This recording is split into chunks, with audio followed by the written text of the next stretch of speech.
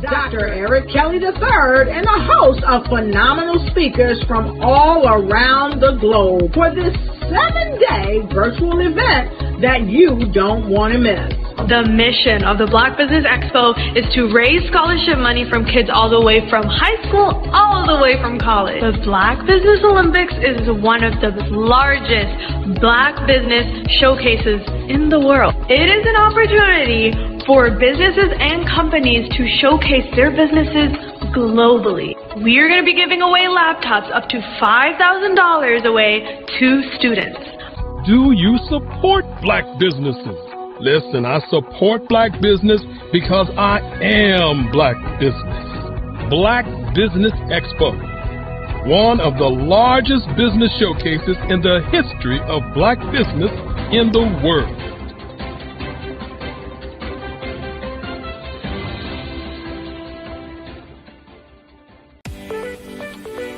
You are in the right place at the right time.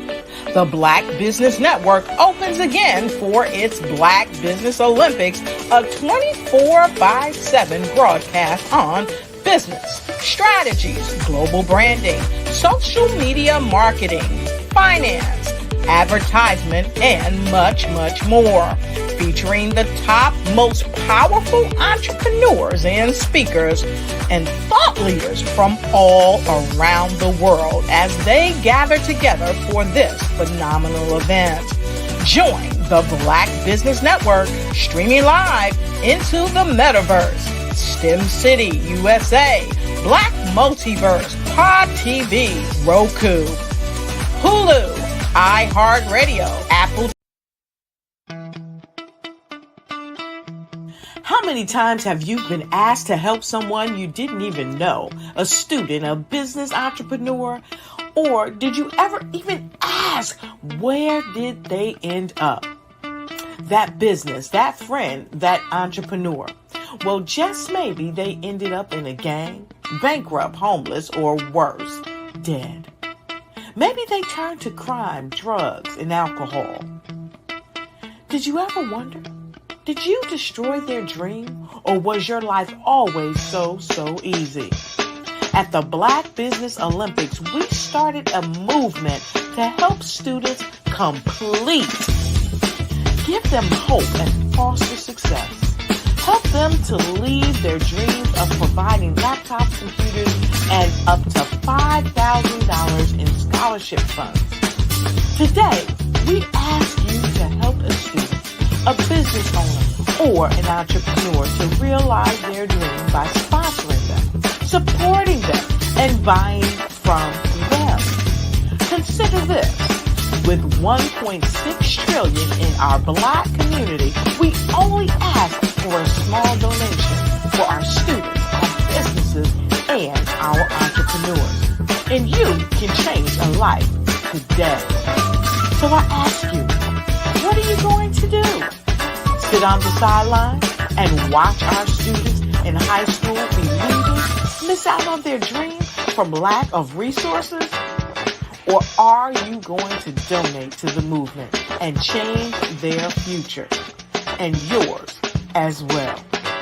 Give us a call today at 919-308-9090. Change their life by investing with action to the Black Business Olympic Fund.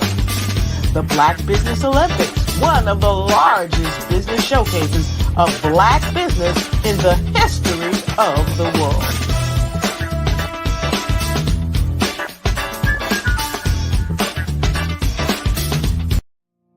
Did you know that approximately 333.34 million businesses exist today, according to a report from 2021? And you may be one of those businesses, or maybe you're not in the business market yet, but you're aspiring to be a business owner.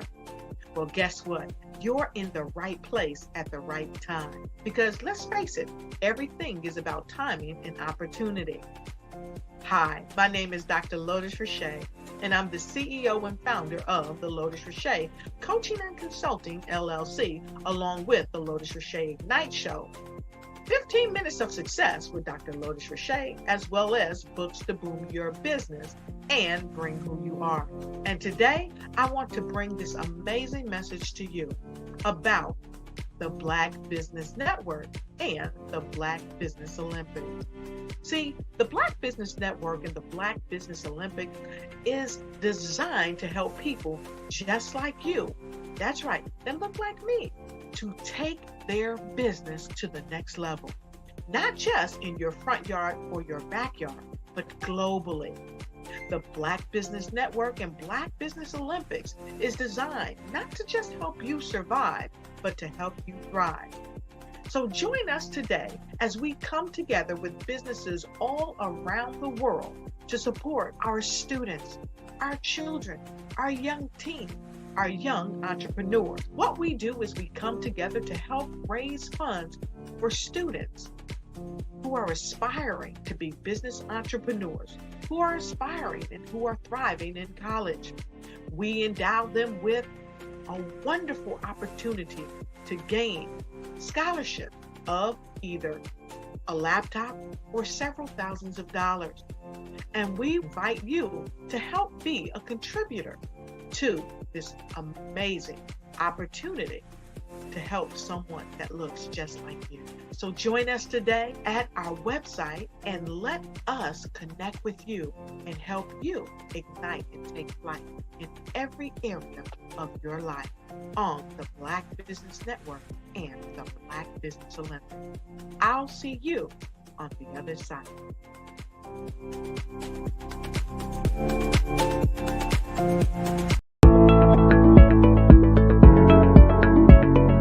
Prepare for what's coming and dominate in economic winter. Stand strong and thrive by showcasing your great products and services globally through the Black Business Network and Black Business Olympics. The Black Business Network has showcased over 2,000 companies with over $7 billion in sales each year. Over 10 million attendees have viewed the rebroadcast each month. Through the Black Business Olympics, unique styles of business training and mentoring are turning students into business owners and entrepreneurial warriors who will dominate in any economy.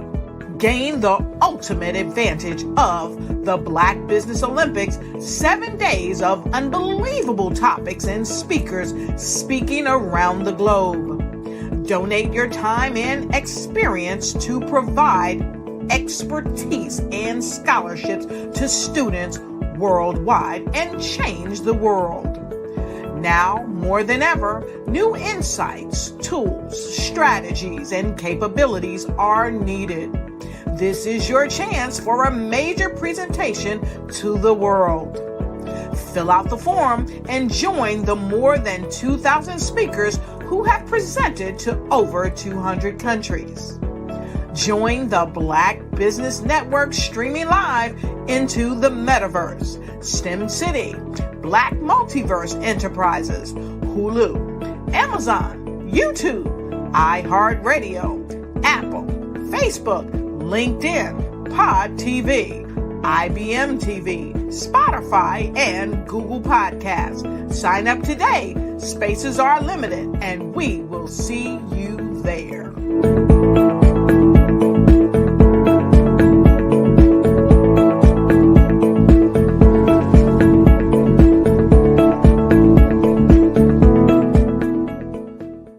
Phenomenal Tanya T. Wise, who is here from the great state of Maryland. Tanya, welcome and thank you for being with us today. Can you indulge our audience a little bit and tell them just a little bit more about who you are and what it is that you do? Well, I love being able to talk to people and have a magnetic attitude, being able to just show them. So I always like to say, level up is Coach at Tanya T. Wise here. So can you tell our audience, just give them a teaser about what your presentation will be about? So my philosophy is that we should all be living our dream life. So tomorrow I'm going to talk about how you start living your dream life. What are some of the things that you thought about in your childhood that you just kind of let go and dormant? Wow. And I want to reignite that and just give you some pointers and some tips, some tools, some strategies to be able to start living your best life now. And guess what, Akwanda? And leave an inheritance for your legacy. Oh my goodness. Okay, I know that's resonating with a lot of people. I've heard that you have a dynamic coaching program. Can you tell us a little bit more about that? Absolutely. So our coaching program help people that have the lack of time, that lack strategies, and lack the confidence to go after their dream life. So we help them implement tools, we help them implement strategies, as well as give them resources so that they can live their best life now and leave that inheritance. Wow. Oh, I love that. I love the leave the inheritance part. Listen, you are dropping some major nuggets, and I know a lot of what you're saying is resonating with a lot of people, but I think we're all curious. How did you even make this transition into the speaking and coaching arena? What's the story behind this? So I started out in finance, and I realized that a lot of people don't necessarily go after their dream life because of the lack of finances or the education behind finances. But it wasn't until I lost my firstborn, my only son, that life changed for me. And where I was going after it all, living the corporate life, hit my 6-figure income and living in my dream house with my dream man, driving my dream car. I nearly lost it all when I lost my son. And so I realized it only takes one financial catastrophe that can change your entire life. That's what made me start All New Beginnings. Because no matter what's going on in life, there's a new beginning. And because of that, we develop a program called Wise Minded. My little slogan is, don't just dream it, let's live it. If they want to connect with you or work with you, what is the best ways for them to be able to do that? Well, for my social media guru, you can connect with me on every single social media platform as Tanya T. Wise.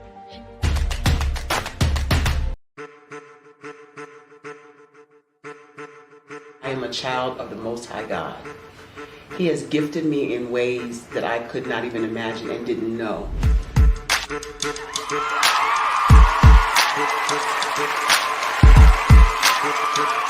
There was a time when I didn't know who I was. I listened to other people tell me who I should be, what I should do. I listened to people telling me that I should be a boutique owner, that I should be a construction manager, that I should be a laborer. Have you ever felt like you should do something else, be something else, go somewhere else, be wherever you wanted to be, and you felt like you were in a box? Anybody in the room? And you couldn't get out. Anybody in the room? And you kept trying to go and you couldn't get out. Anybody in the room? But let me tell you, you need to rock the box. Rock the box.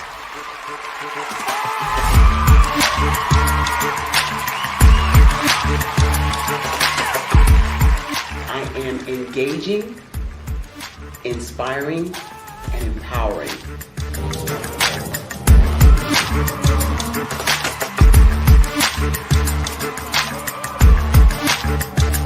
I would give you everything I know. Just by touching you, if I could, by osmosis, give you every single thing I've learned, I've gone through, I know I would. We know that's not possible, but as it is possible, I love to share information with people. Some of you out there, people have told you that you can't be, you can't have, you can't do. But I will tell you, like Kingston said, you can, you must, and you will. If it's to be, it's going to be me. You got to say it.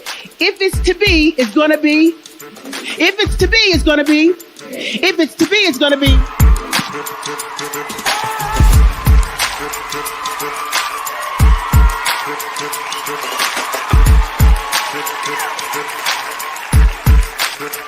Barbara is because she believed what her mama said about her and not what other people told her. Every day you wake up, when you're in a situation, it's your choice whether it's an advantage or the disadvantage. She gained her confidence and her life, and now she is a testimony. If I can help you elevate yourself, then I feel like I'm elevating my own self as well. What you know and I know together can change the world.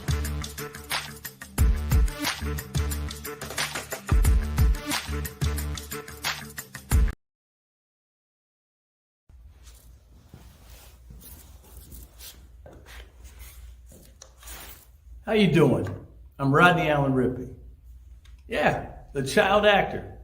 Well, now, leading man. Some of you might remember back in the day, the Harlem Globetrotters popcorn machine. Remember that?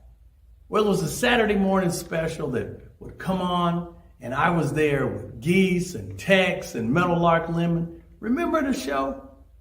Well, I had a great time.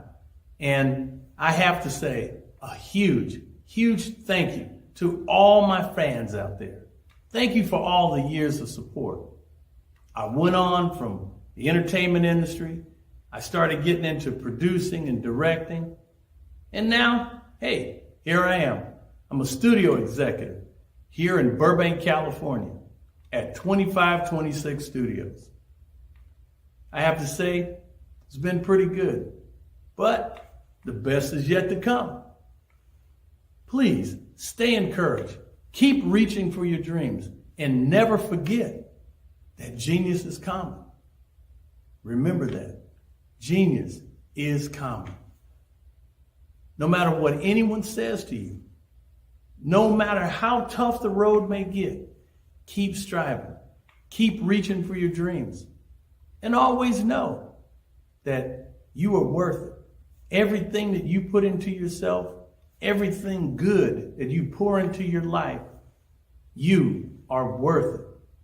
And when the times get tough, when things don't go exactly right, it's okay. Dust your shoulders off. Stand up strong. And remember, genius is common.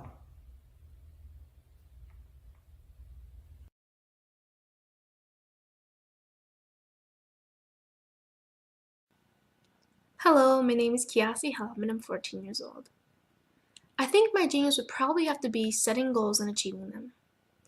I say this because ever since I was young, I always wanted to be an author, and at age 11 I ended up achieving this. But not only did I end up becoming an author, I ended up becoming a public speaker, a publisher, a business owner, all these great things. The name of my business is Written by Kids Publishing Company. I decided to start this company because I thought it was important for me to help kids my age express themselves through literacy and just achieve their own goals. Because to me, achieving goals is the best thing in the world to feel. It's you just achieving things and aspirations that you set for yourself. And I know that everybody is capable of this because even if you don't end up achieving the goal, you still tried your best, and that's the most important thing. And everybody is capable of this because genius is common. Thank you.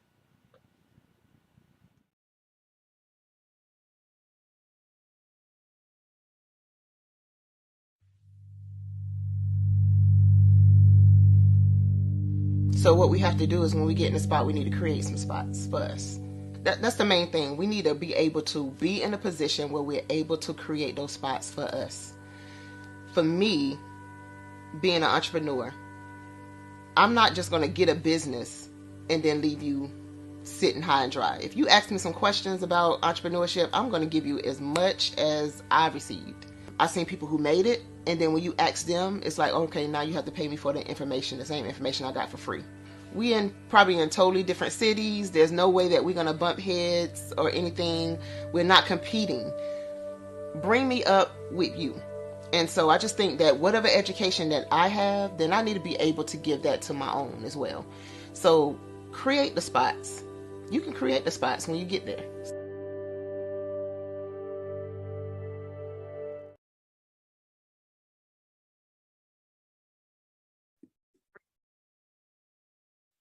Hello, I'm Dr. Madeline Ann Lewis, President and CEO of the Executive Women's Success Institute. And my genius is helping women accelerate the path to success. You know, I was blessed to have strong women in my life who encouraged, motivated, and pushed me to do my best and to never even think about giving up on my dreams.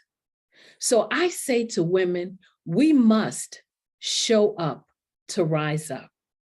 We have talents and potential, but who will see them if we don't speak up and get noticed? I know that women are a tremendous resource on this planet, and there is nothing more fulfilling than helping a woman tap into her full potential. I do this because I want to be a part of helping as many women as I can to show up, to rise up. I do this because genius is common.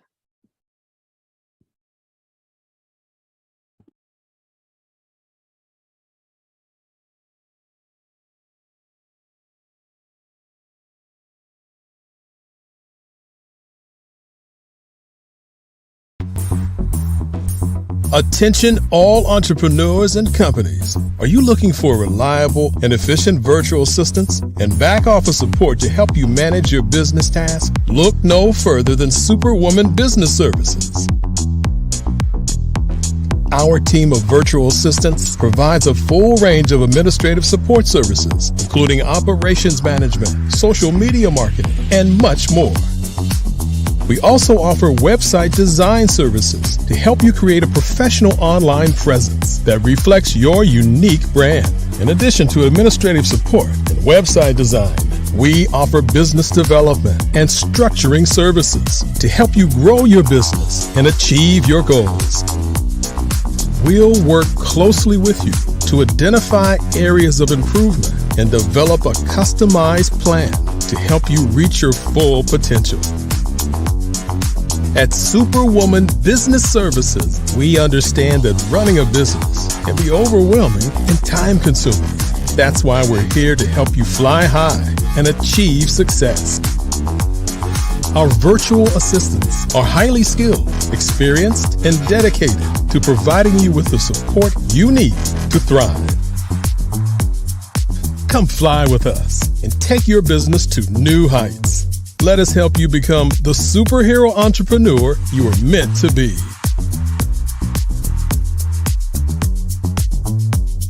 Contact Superwoman Business Services today to learn more about our back office support service.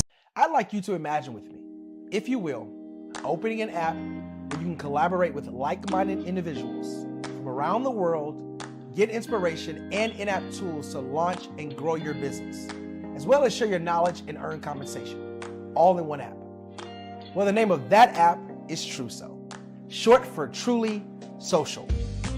Hi, I'm Matthew Newman, the founder and CEO of Truso. A new concept in social media, Truso is designed from the ground up to be a platform that's both social and empowering for all its users. How exactly do we do that? I'm glad you asked. First, Truso brings the world together via video. Psychologists assert that video provides a significantly more effective connection than audio only. When you enter a community on Truso, you're face-to-face. Second, on Truso, you don't have to have 1 million followers to monetize. Our business model allows all hosts and moderators to monetize, no matter the size of your following, by 1, producing fee-based content, and 2, inviting others to join the platform as subscribers. Even more, Truso has an in-app resource library with over 100 free resources, forms, and documents to help you build your brand and grow your business. Third, Truso is inclusive. The deaf and hard of hearing communities make up 360 million people worldwide. Unlike audio-only apps, Truso embraces its community, providing a networking platform that allows them to participate via video and closed captioning. We even have a deaf and hard of hearing foundation in the works as well. Fourth, Truso is both social and safe. We refer to Truso as a virtual extension of the beauty shop, barbershop, and brainchild of the community. A place where there's laughter, along with wisdom, growth-oriented conversation, and genuine connections in a safe space. Truso even has proprietary security to ensure we maintain a safe environment for everyone. Where are we at now? Truso is live, y'all. We've launched in beta and we're acquiring users daily. We have an incredible development and marketing team, plus amazing celebrity influencers at the table, helping us spread the word around the globe, beginning within the African diaspora and beyond by creating a safe space for growth, connection, and collaboration. We're truly excited about Truso. We've created something special for which there is a global market. And we invite you to embark on this journey with us as a shareholder. The future for Truso is truly bright. Join us and let's go there together.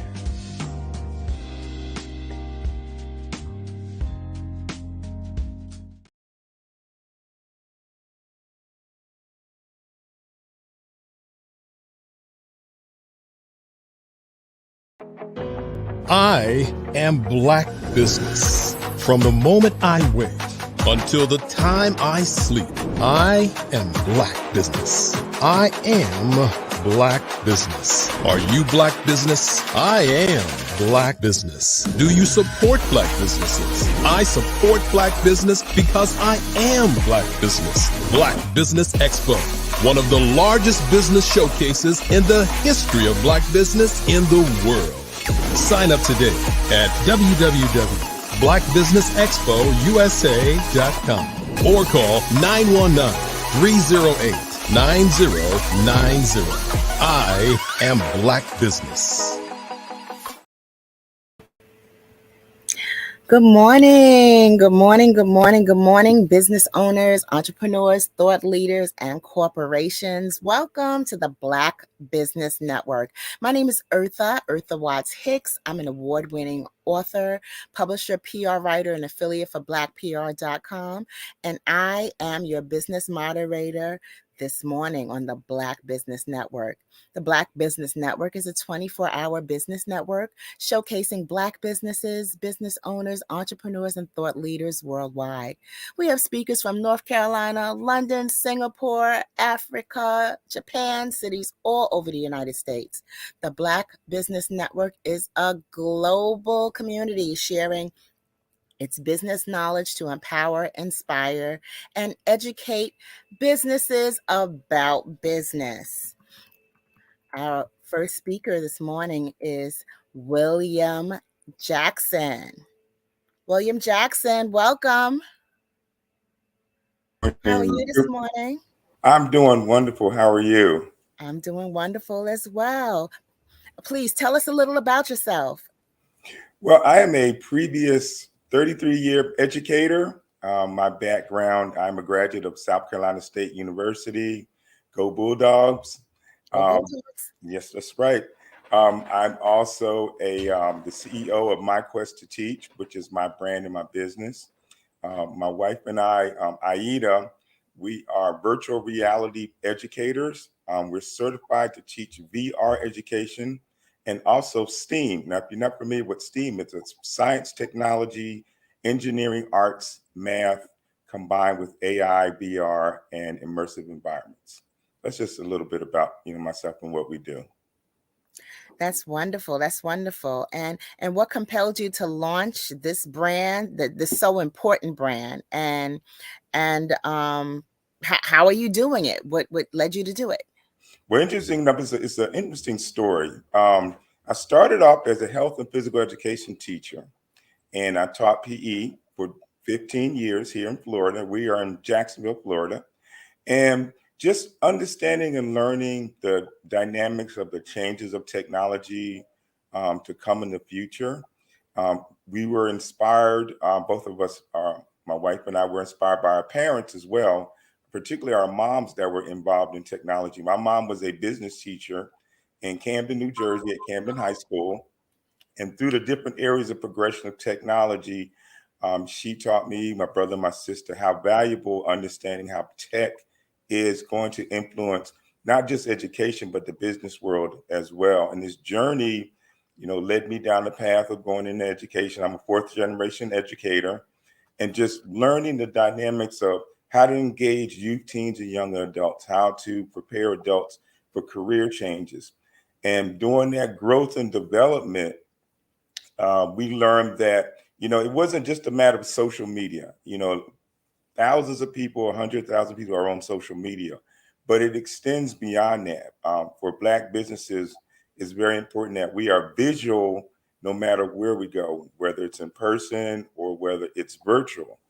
And understanding that concept and growing from STEM and STEAM, my wife being an artist and an author as well, we put together a mindset that we're going to build a company together, and we're going to share our knowledge with Black business owners and others as well to teach them about the metaverse, how to use the metaverse, how to use AI, how to use different areas of tech to build their business, but also broaden their brand, not just locally where they are, but nationally and internationally. So it's been going pretty good. We're very happy. We are currently here in Maryland at a conference called WordCamp, talking about these very same subjects.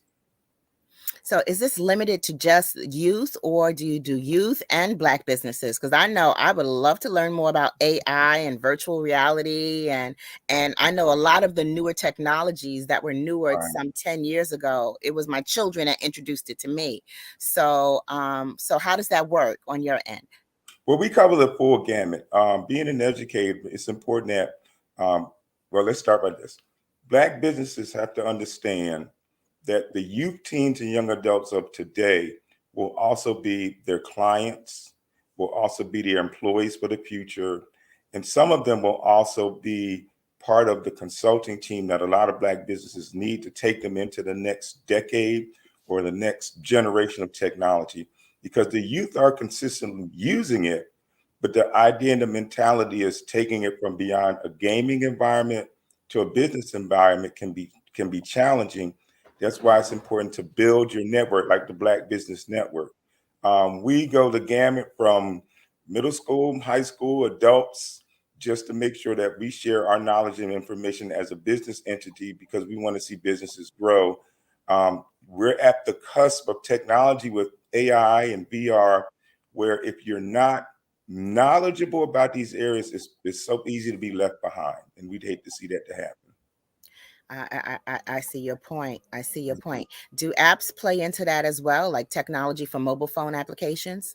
Oh, yes. Many of the platforms that you can get on the metaverse, you can use your cell phone, you can use a tablet, you can use your laptop or desktop. And one of the things, I think one of the misinformation pieces that are out there, people think that you have to have a particular device, and you don't. You can use your tablet, like you're saying, you can use your cell phone to get into multiple environments, multiple immersive environments. And let me say this, a lot of people hear or see the commercials about Facebook and Meta investing billions of dollars into the metaverse, but there are hundreds of metaverses out there. It's not just Meta. And understanding that concept that the metaverse is an extension of the internet. So we talk about Web3, AI, metaverse, MR, VR, all of those elements combining together to provide different experiences and also enhancing different business opportunities as well. Okay. I consider myself someone that used to be tech savvy, but now that the metaverse has come upon us, I've come to think of it as a different dimension. Right. So for folks like me who think of the metaverse as a different dimension, what is the most basic thing that we should understand about the metaverse? All right. So the basic thing is have fun with it. That's what I say, coming from an education background and a business as well.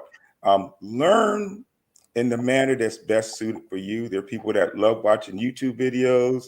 Watch as many YouTube videos as you would like. Read books about the metaverse. Choose the path where you're going to decide you're going to take your business down, what path, but also be strategic.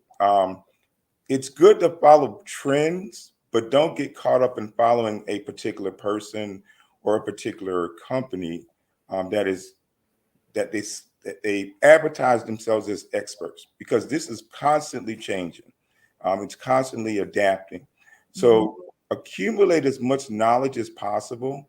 Attend conferences and workshops. There's a lot of free things going on. LinkedIn has workshops that are coming up, and maybe in your local area, there are conferences as well. Many Chamber of Commerce entities are also integrating this technology as well in helping businesses. If someone is really passionate and inspired to learn and adapt and want to teach others about the metaverse and AI, form a correlation in your community. Check your public library because there are a lot of resources that are out there. You just like with anything, you have to be strategic and look at where you want to get the information from and listen to what's being presented and understand how you can apply it to what you want to be successful in. Now, I notice as a small business person that advances in technology, they're only going to continue to advance, continue to grow, to continue to become more difficult. So someone like me who is like, let's say a small business, we're used to devoting a certain part of our budget to advertising. Right. So considering this metaverse is coming and it's going to be big and it's going to take us to the next level, how much would you suggest as a percentage of our budget that we should dedicate to just learning more about the metaverse and growing with it? That's a very good question. What I would suggest is look at what you want to accomplish, because you can go to the gamut of $100 a month to thousands of dollars. If you look at Walmart, Nike, Jaguar, Lowe's, they're investing billions of dollars into these technologies, billions of dollars. But as a small business owner, you're looking at how you can broaden your reach in your business. And it's just a matter of finding a platform that you're interested in, finding a team that you can work with that matches your goals, and finding the time during your normal business timeline that you're working on to figure out how you can connect. So I'll give you a perfect example. My wife and I, as VR instructors, we use a platform called Engage and Victory XR. So being certified, we can bring people into those environments that we've created, and we can teach classes, we can have demonstrations. The engagement is immersive, so everyone comes in as an avatar. So to start off with, I would suggest go to Ready Player Me or readyplayer.me. Learn how to create your avatar and have fun with it. Your avatar is a digital representation of who you are.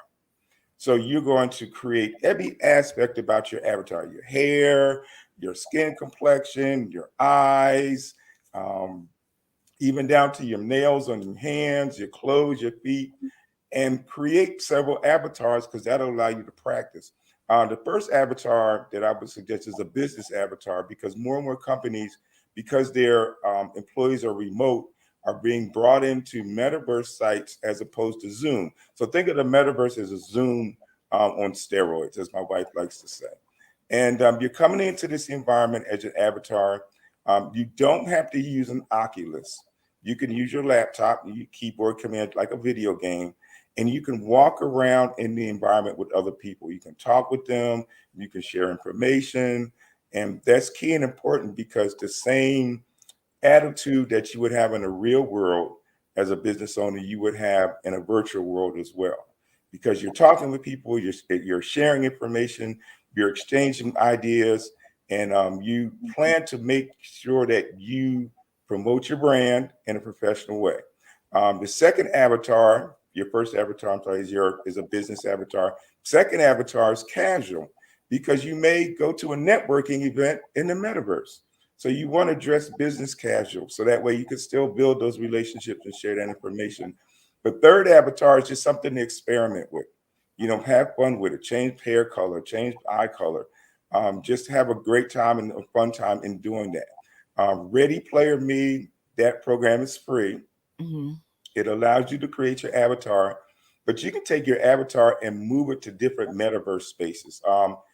It used to be a challenge because they were not connected through the different networks. Now your avatar can follow you around wherever you're going in most cases, and you can meet different people and share your brand and what you do.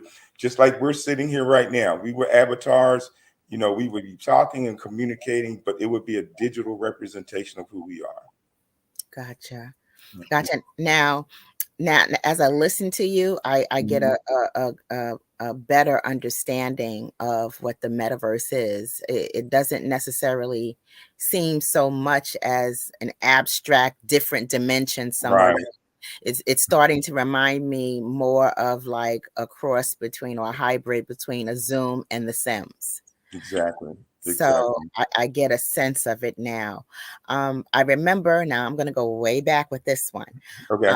I remember when the internet was brand new, we were all watching the Ricky Lake show, who was always pointing us to AOL to follow her and her show for more Right. information about the show. So she was like, join AOL. So, you know, half of us didn't have computers. So her always, you know, mentioning AOL and the Ricky Lake show on AOL. Right. That gave us an understanding that there was something coming, and we knew that the Ricky Lake show was one to watch. Right. So now that we're going into the metaverse, what companies should we be paying attention to know or to learn how to do what they do, or to get like an example of how we would like to do things for ourselves? Well, one of the things I like to say is our brand, my brand is My Quest to Teach. And my wife's brand is Love Built Life. So most of the things that we're involved in and we're engaged in deal with alternative technologies and blending them together. For example, you may have a website, and the future goal of companies is to make their websites immersive. So you're not just going to a website and you're scrolling through and you're getting information. You are actually in the website as an avatar communicating with AI. That's wonderful. Yeah, it's coming. A lot of that technology that we're talking about, there are different levels of advancement. The other way is, you know, a lot of people shop online with their phones. You know, they type in what they want and they search. But the newer technology is you're going in as an avatar. You're walking around an environment, and I'll give you an example: Lowe's and Home Depot. Okay, and the beautiful thing about this, it addresses accessibility. So if you're not mobile, or if you're challenged by accessibility or mobility issues, as an avatar, you can walk around Lowe's or you can walk around Home Depot and shop and pick out items that you want to purchase, talk to a representative or talk to an AI about the project that you want to do, what you're trying to do. And these environments, as I said before, these companies are putting billions of dollars into these environments because they want to be engaged. They want people to come into the environments and they want them to see, hey, this is what's happening. This is what's going on. How can I better provide service to people that are coming in there? So imagine taking what we saw in the Jetsons and applying it to what we're doing today. You know, you have your screen that comes up, and you know you have your face that's imposed, but it's an avatar face. So you're going out in the community as an avatar, and you're walking around your community. Your community's on the metaverse, or you're going to the store. If you go into the store as your avatar, you see your neighbor. Hey, how you doing? You see a friend. How you doing? How's everything going today? I love the outfit. I love the shoes. So you're still having those conversations, but you are digital. Okay. In your home. Wow. I mean, that sounds phenomenal. Yeah. Okay. So here's one. How did you get your start in something that seems so complex? What led you into the metaverse, and what was the passion that drew you in that direction? Just kind of seeing it on the horizon. Well, to be honest, it wasn't my all doing. I give props to my wife. We were on a platform, mobile platform on the phone. The name just escaped me. Clubhouse. Thank you. We were on Clubhouse, and there were all these rooms talking about different areas of technology. And we have been on Clubhouse for maybe a year and a half. And there was this explosion of conversation about the metaverse, VR, immersive environments. So the more we heard about it, the more we learned. We realized that we couldn't just be STEM and STEAM teachers. We had to integrate immersive environments because these are the areas youth teams and young adults were going to go into. Now, one of the components is there is Minecraft and Roblox. Now, everybody's familiar with those. You ask the kids. Those are preliminary elements or environments similar to the metaverse. So kids today know that. They're like, okay, yeah, I build in Roblox, I build in Minecraft. They're familiar with doing that. We'll take that to the next step, take that to the next level where we can be engaged in a Roblox or Minecraft environment. So taking that and having the mindset of how can business apply this to grow their business, to maximize their brands. Well, you address it as you can do business in the metaverse. You can make money in the metaverse. Now, when I say that, a lot of people's ears perk up. So don't think that you're going to be an instant millionaire. It doesn't work that way. You have to take your brand and provide, as with any business, a service or a resource that people need. And one of the beautiful things about the metaverse, it does serve the needs of those with accessibility issues. If you are hospital bound or homebound or wheelchair bound or have some mobility challenges, the metaverse may be an alternative for you to be able to still get out in your community, be engaged in your community. We were in an environment, AltSpace VR, before it was shut down, where we actually attended church in the metaverse. So every Sunday we would, have our avatars ready, dressed to the nines and everything, and attend church. The beautiful thing about that was there were people that were from all over the world: Scotland, Nigeria, India, Pakistan, Canada. So the engagement was there during the church service, but then afterwards was that time of fellowship where you can talk and you can share information. Most people there did have businesses. So the conversation transitioned from ministry to business, and you made those international connections. And a lot of the connections we still have today, even though they shut AltSpace VR down, there's other environments, as I said, like Victory XR and Engage that people have moved to. You're still involved and engaged with each other. Wow. Now, from what you're telling me, for those who have mobility issues or issues with accessibility, this opens up a whole new world for them. Now, I know when it comes to information and our personal information, our personal identity, our email, even now, I'll open up my cell phone and I'll see advertisements for things that I just mentioned in a conversation 20-30 minutes ago. So with this metaverse being so vast with possibilities, what can you see as some of the risks that we should look out for? Well, knowledge provides power, but knowledge also has the tendency to get us in trouble. And the reason I said it, now you have to remember, when we're using this technology, we're algorithms. We are algorithms in an environment where it's based on binary coding, zeros and ones, basically, if you break it down. From there, when we're exchanging information, everything's digital, everything's electronic. But we have to remember, as we're using this, we're making digital trails or digital pathways. So the way the technology is now, and I'll use Gmail. AI is embedded in Gmail to make it easier for you to create emails, to read emails, to adapt different technologies in your email. But your email is also learning about you, your writing nuances, your connections, how you do research as well, who you communicate with, where they are, where you are. So in essence, this is making it easier for us to communicate and speak and talk. One of the things that we have to remember is that that information is stored somewhere. So you really have to be careful. And we hear more and more about this personal information, who you give your personal information to. Also, what emails you open. So if you get an email from someone you don't know, or a company or an ad, it is not a good idea to open it, because there may be some type of malware in there. There may be even an extension of an AI bot trying to get your personal information. If you've ever been in a situation, this happened to me a couple of times, where you're inundated with all these emails from different companies. That means somewhere along the line, you must have clicked something or attached yourself to something, and that creates a problem because someone or an AI has received information about you. Now it can flood your email with messages. The other part is our phones. Our phones are susceptible as well.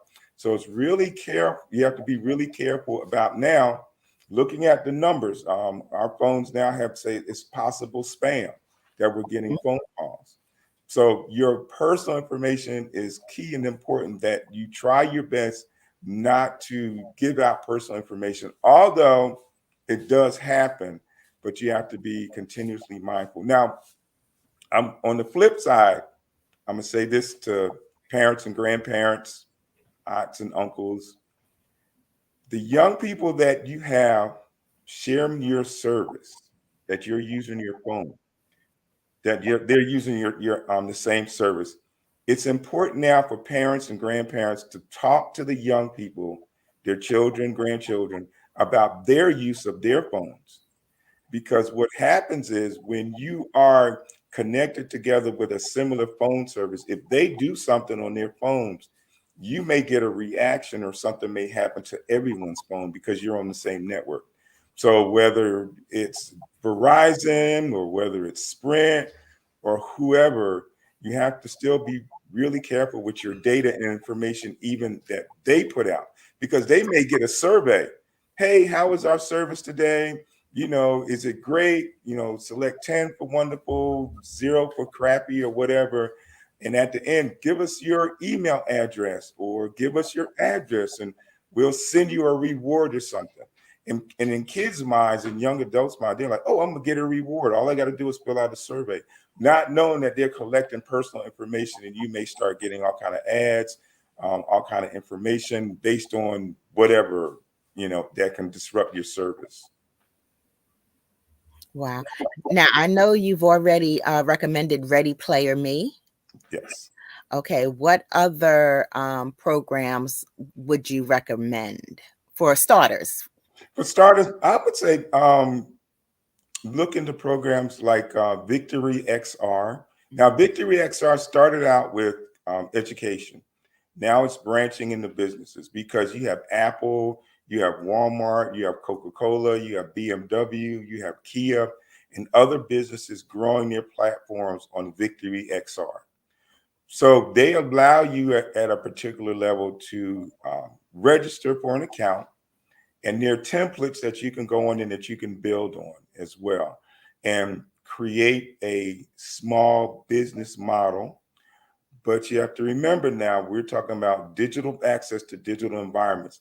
So in some cases, there's programs called Blender and Unity that are needed to be able to build those environments. And I believe those are still free. Mm-hmm. But learning the concept of designing and building a digital environment takes a frame of reference that it comes into where you have to be really creative and really innovative, like an artist. Mm-hmm. And I'm really blessed that my wife is an artist because she has that mindset of actually building and designing and creating. Black businesses in this day and age of technology really need to collaborate with those that have that knowledge and have that ability. Be able to negotiate with individuals or companies strategically how they can use the metaverse. That's why I said you can't just jump into these environments because it will come to a point where you're going to hire somebody to create an environment for you for your business. So it could range from a couple of $100 to several thousands.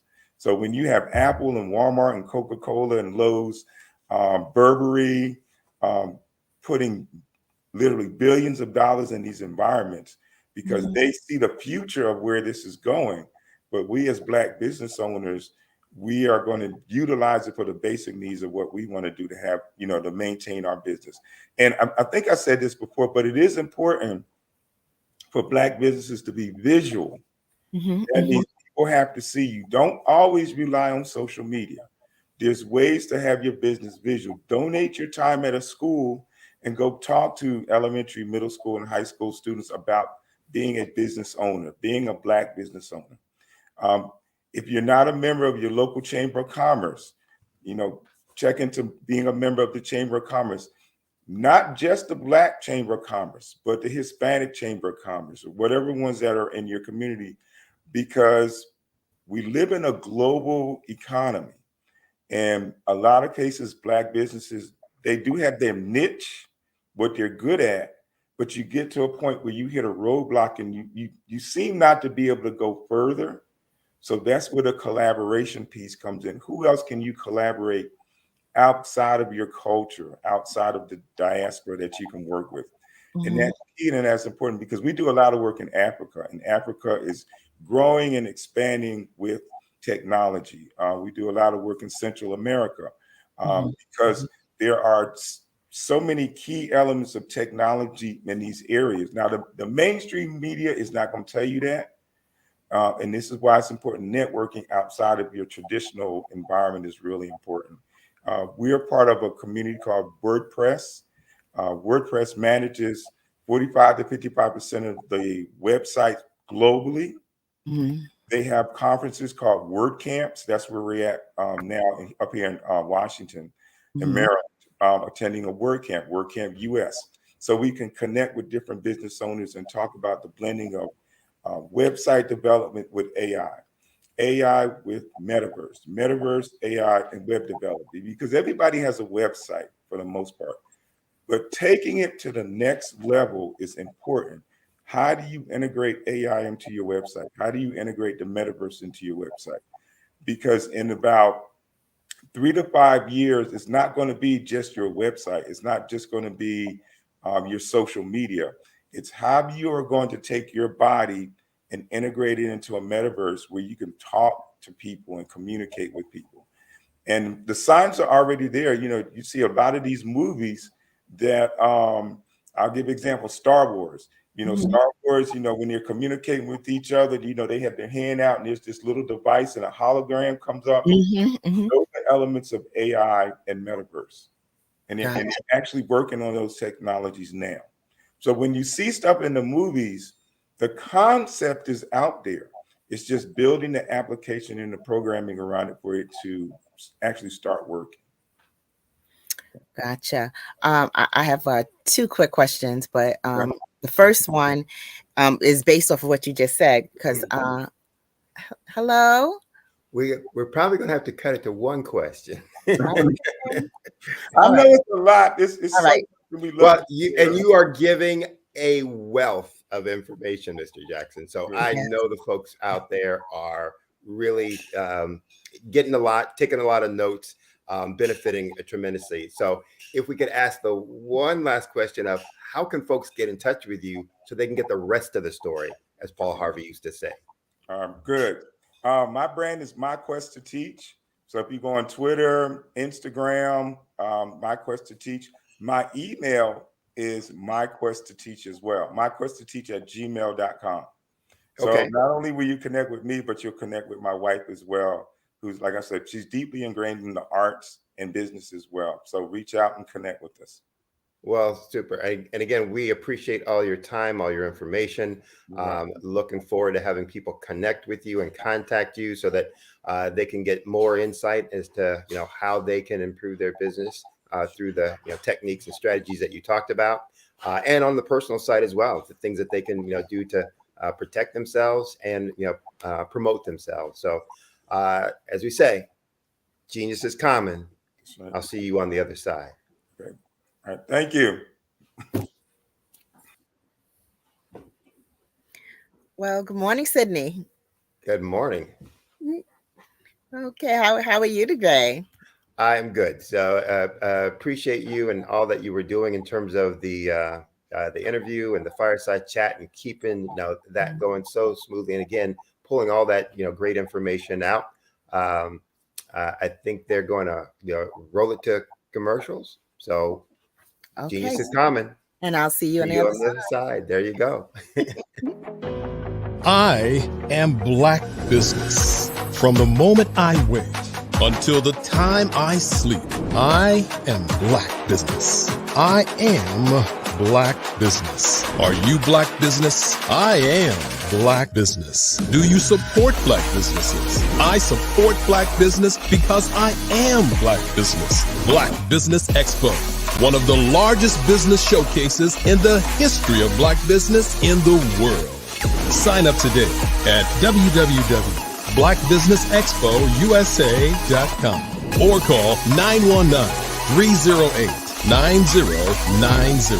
I am Black Business.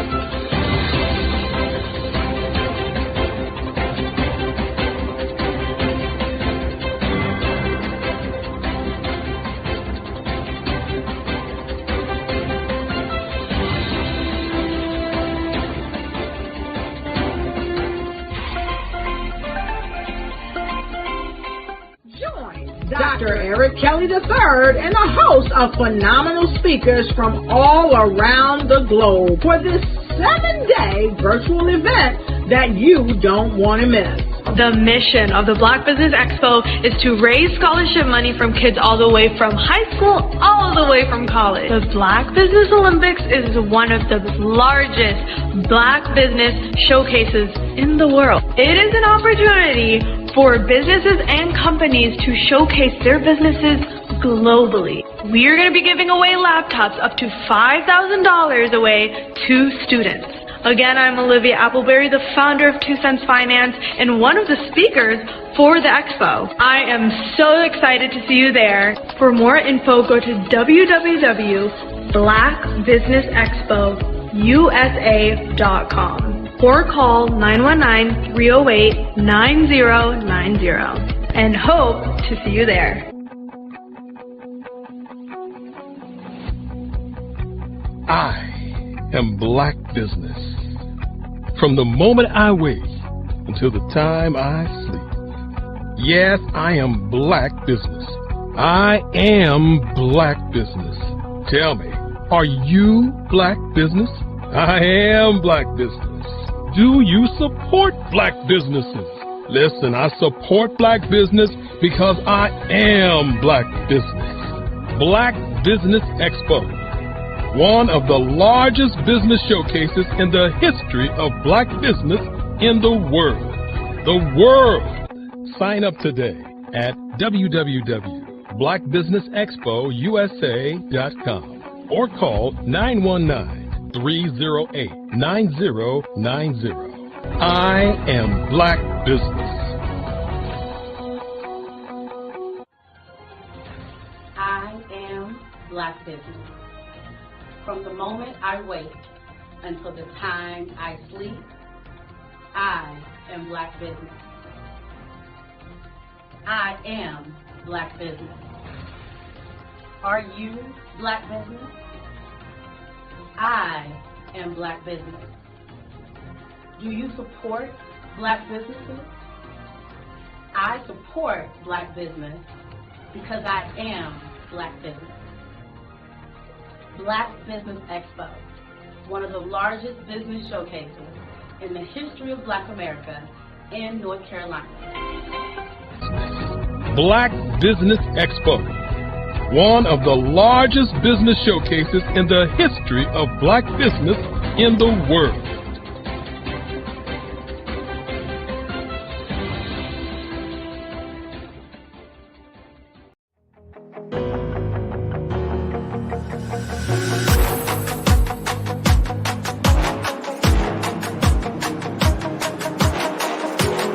Over the past few years, we've seen the growth of existing and new initiatives focused on financial inclusion, building global networks, and reducing the wealth gap in response to the idea there's not enough seats at the table.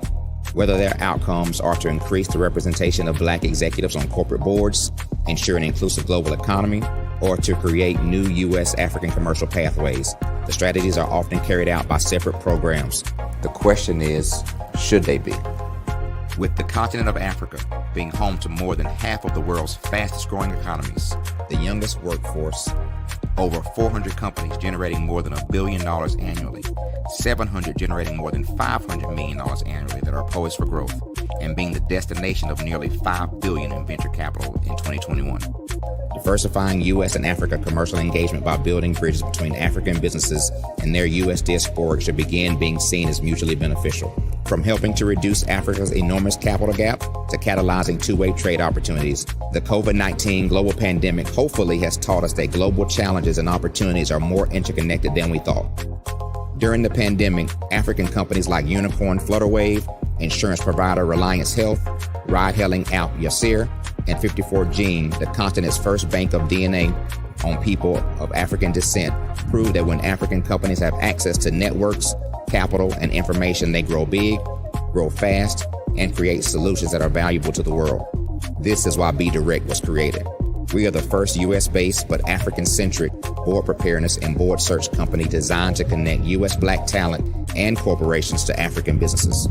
Unique and fundamental to Be Direct's success is our process of helping board candidates adapt their experience and networks to an African context before they're connected to high-growth companies that are looking to locally and globally scale.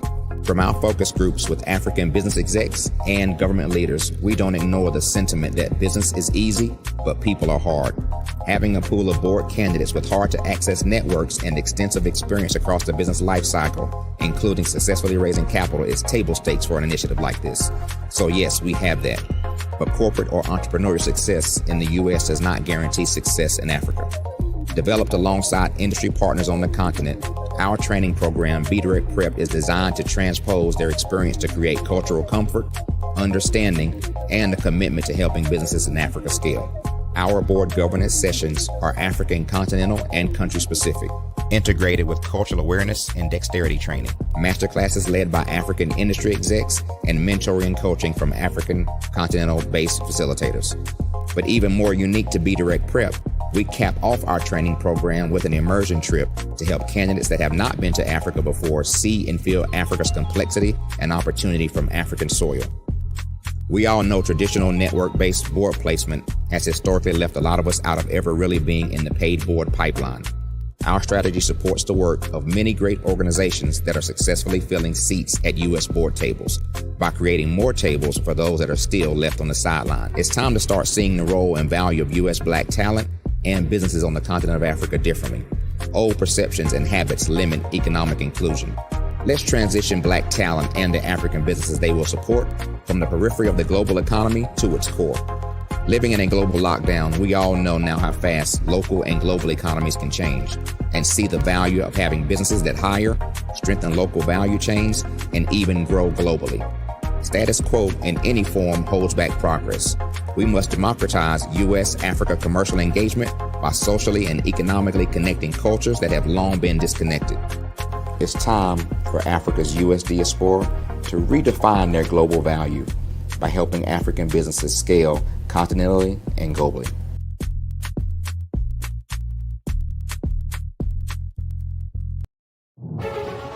In the heart of America, there are dreams waiting to be realized.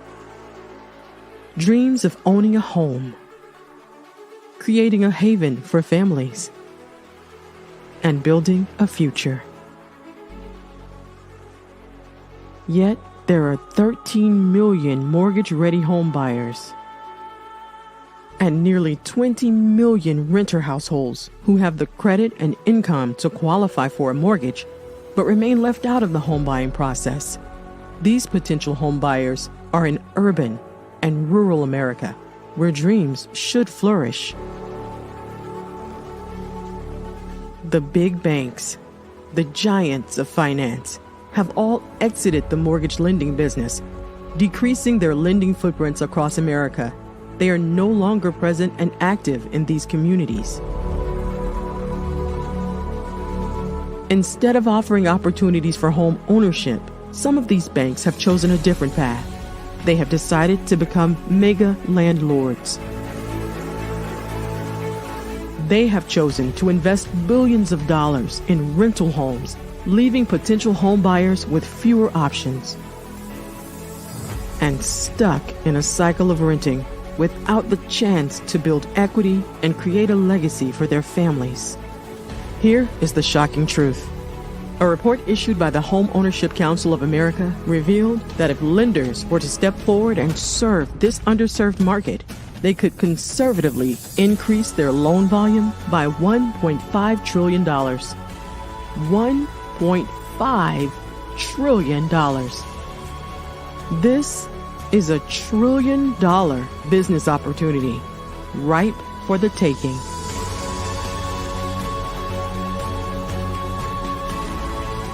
That's why I Have a Dream Home is here. We support the American dream of home ownership in urban and rural America. We believe in the power of social consciousness and the impact it can have on people's lives. Investing in urban and rural America is not just good business sense. It's a moral imperative. Our mission is clear. Become the go-to mortgage lender in these communities. Create a pathway to home ownership for all Americans, breaking the cycle of poverty by empowering families to build wealth, stabilizing our communities, and taking pride in our country. I Have a Dream Home. Unlocking dreams, transforming communities, and rewriting the story of American home ownership. For more information, scan the QR code or visit our website at www.ihaveadreamhome.gold. I was born in a little village on the island of Haiti. Many deadly diseases pounded me. It is as if they were on a mission to end my existence on this earth. I refused to give up. In 1983, I left Haiti and came to the United States of America. And I came with $5, 2 shirts. I didn't speak in English. I came to Atlanta. I got a job. I was a doorman. I was a doorman with a dream. What I used to do, I used to come on stage. I'd rehearse this moment that I'm standing in front of you. That's the power of a dream. Maybe today is the day you begin acting as if you already have it. And then step out with full force. Take a risk. No condition is permanent. Don't let your situation distract you. You are chosen. You are called. You are born for a purpose in this life.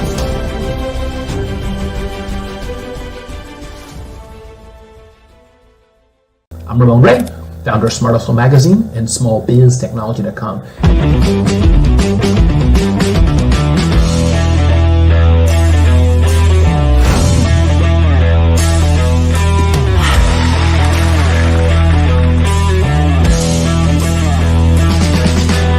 You're here today to celebrate small business success. Stand up on your feet. You rocked the house. It was amazing. Didn't we learn? For me, success comes from failure. One thing not to do is shake somebody's hand like this.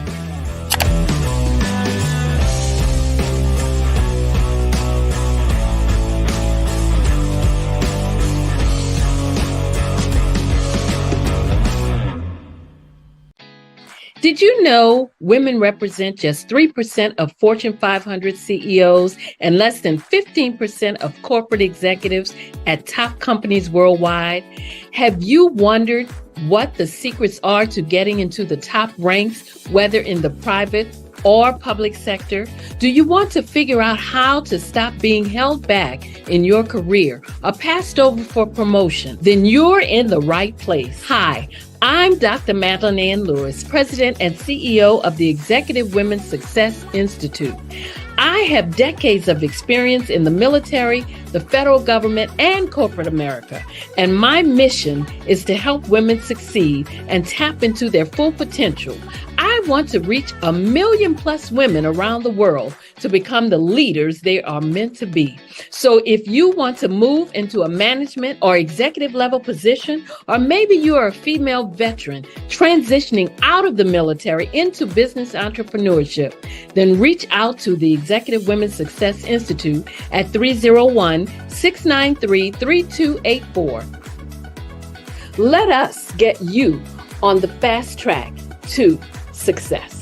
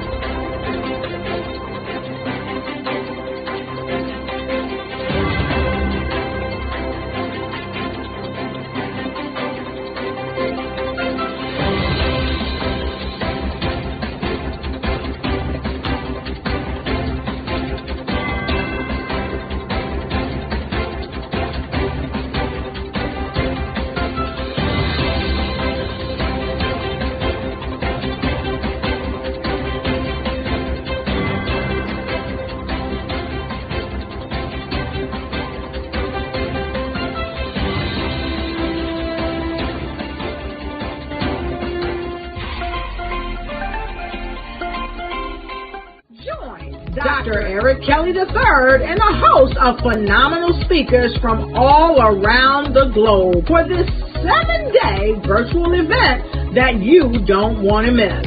The mission of the Black Business Expo is to raise scholarship money from kids all the way from high school, all the way from college. The Black Business Olympics is one of the largest Black business showcases in the world. It is an opportunity for businesses and companies to showcase their businesses globally. We are going to be giving away laptops up to $5,000 away to students. Do you support Black businesses? Listen, I support Black business because I am Black business.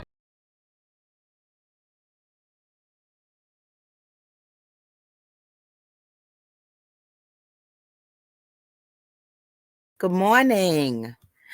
Good morning, business owners, entrepreneurs, thought leaders, and corporations. Welcome to the Black Business Network. My name is Eartha Watts Hicks. I'm an award-winning author, publisher, PR writer, and affiliate for blackpr.com. I am your business moderator this morning on the Black Business Network. The Black Business Network is a 24-hour business network showcasing Black businesses, business owners, entrepreneurs, and thought leaders worldwide. We have speakers from North Carolina, London, Singapore, Africa, Japan, and cities all over the United States. The Black Business Network is a global community sharing business knowledge to empower, inspire, and educate businesses about business. Our next speaker is Sydney Wormsby. Sydney Wormsby is an experienced business executive with over 30 years of demonstrated success in developing and implementing strategic solutions that integrate all functions of the business for solving complex and high impact situations. He has proven results in leading and coaching teams for business startups, business turnarounds and transformations, new product development, and implementation of Six Sigma and total quality management techniques. Good morning, and help me welcome Mr. Sydney Wormsby. Welcome, Sydney. Thank you. Thank you. Thank you for having me. Oh, you're very How are welcome. you this morning? I'm great. Genius is coming, and I'll see you on the other side. Okay. Thank you. You're welcome. So good morning to those out there, depending on where you are tuning in from. Good morning, good afternoon, good evening, good day. First, I want to thank you for the privilege of being able to speak with you today. And I truly, truly appreciate you being generous with your time to listen to the information that I plan to share. As Eartha said, my name is Sydney Wormsby. I'm a business growth and improvement guide. I am the founder and owner of two companies, Strategic Solutions And Huertas e Decus. Huertas e Decus is Latin that stands for excellence and distinction. We are a small business, mid-sized business consulting practice and firm. We provide solutions with results, and that's to small and mid-sized businesses. And those solutions typically double their revenues and profits in less than 12 months, often in less than 9 months. And I use the word guide in my business title instead of consultant or coach intentionally, because unlike most consultants and coaches, what I do is work very hands-on in the implementation of our solutions with our clients. We are present with them on their growth journey, guiding them all along the way as to the right path to take to get there to their desired destinations. So today, I'm going to be talking to you about growing your business and helping you understand what is the secret sauce to achieving growth in your business. And here's what I plan to cover, today. And it's if you're going to ask first, who is this for? If you are a business owner who is just trying to figure out how to grow your business, you've tried some things, maybe they haven't worked, then this is going to be for you. If you are someone who's been dabbling in a side hustle or contemplating starting a business, this will be for you. If you're someone who has hired coaches and consultants in the past to help you grow the business and nothing has changed, this is for you. So we're going to talk about growth in a lot of aspects. We're going to talk about what is growth, why it's important for the business. We're going to talk about the 5 things that drive growth, the 5 categories of activities that drive growth.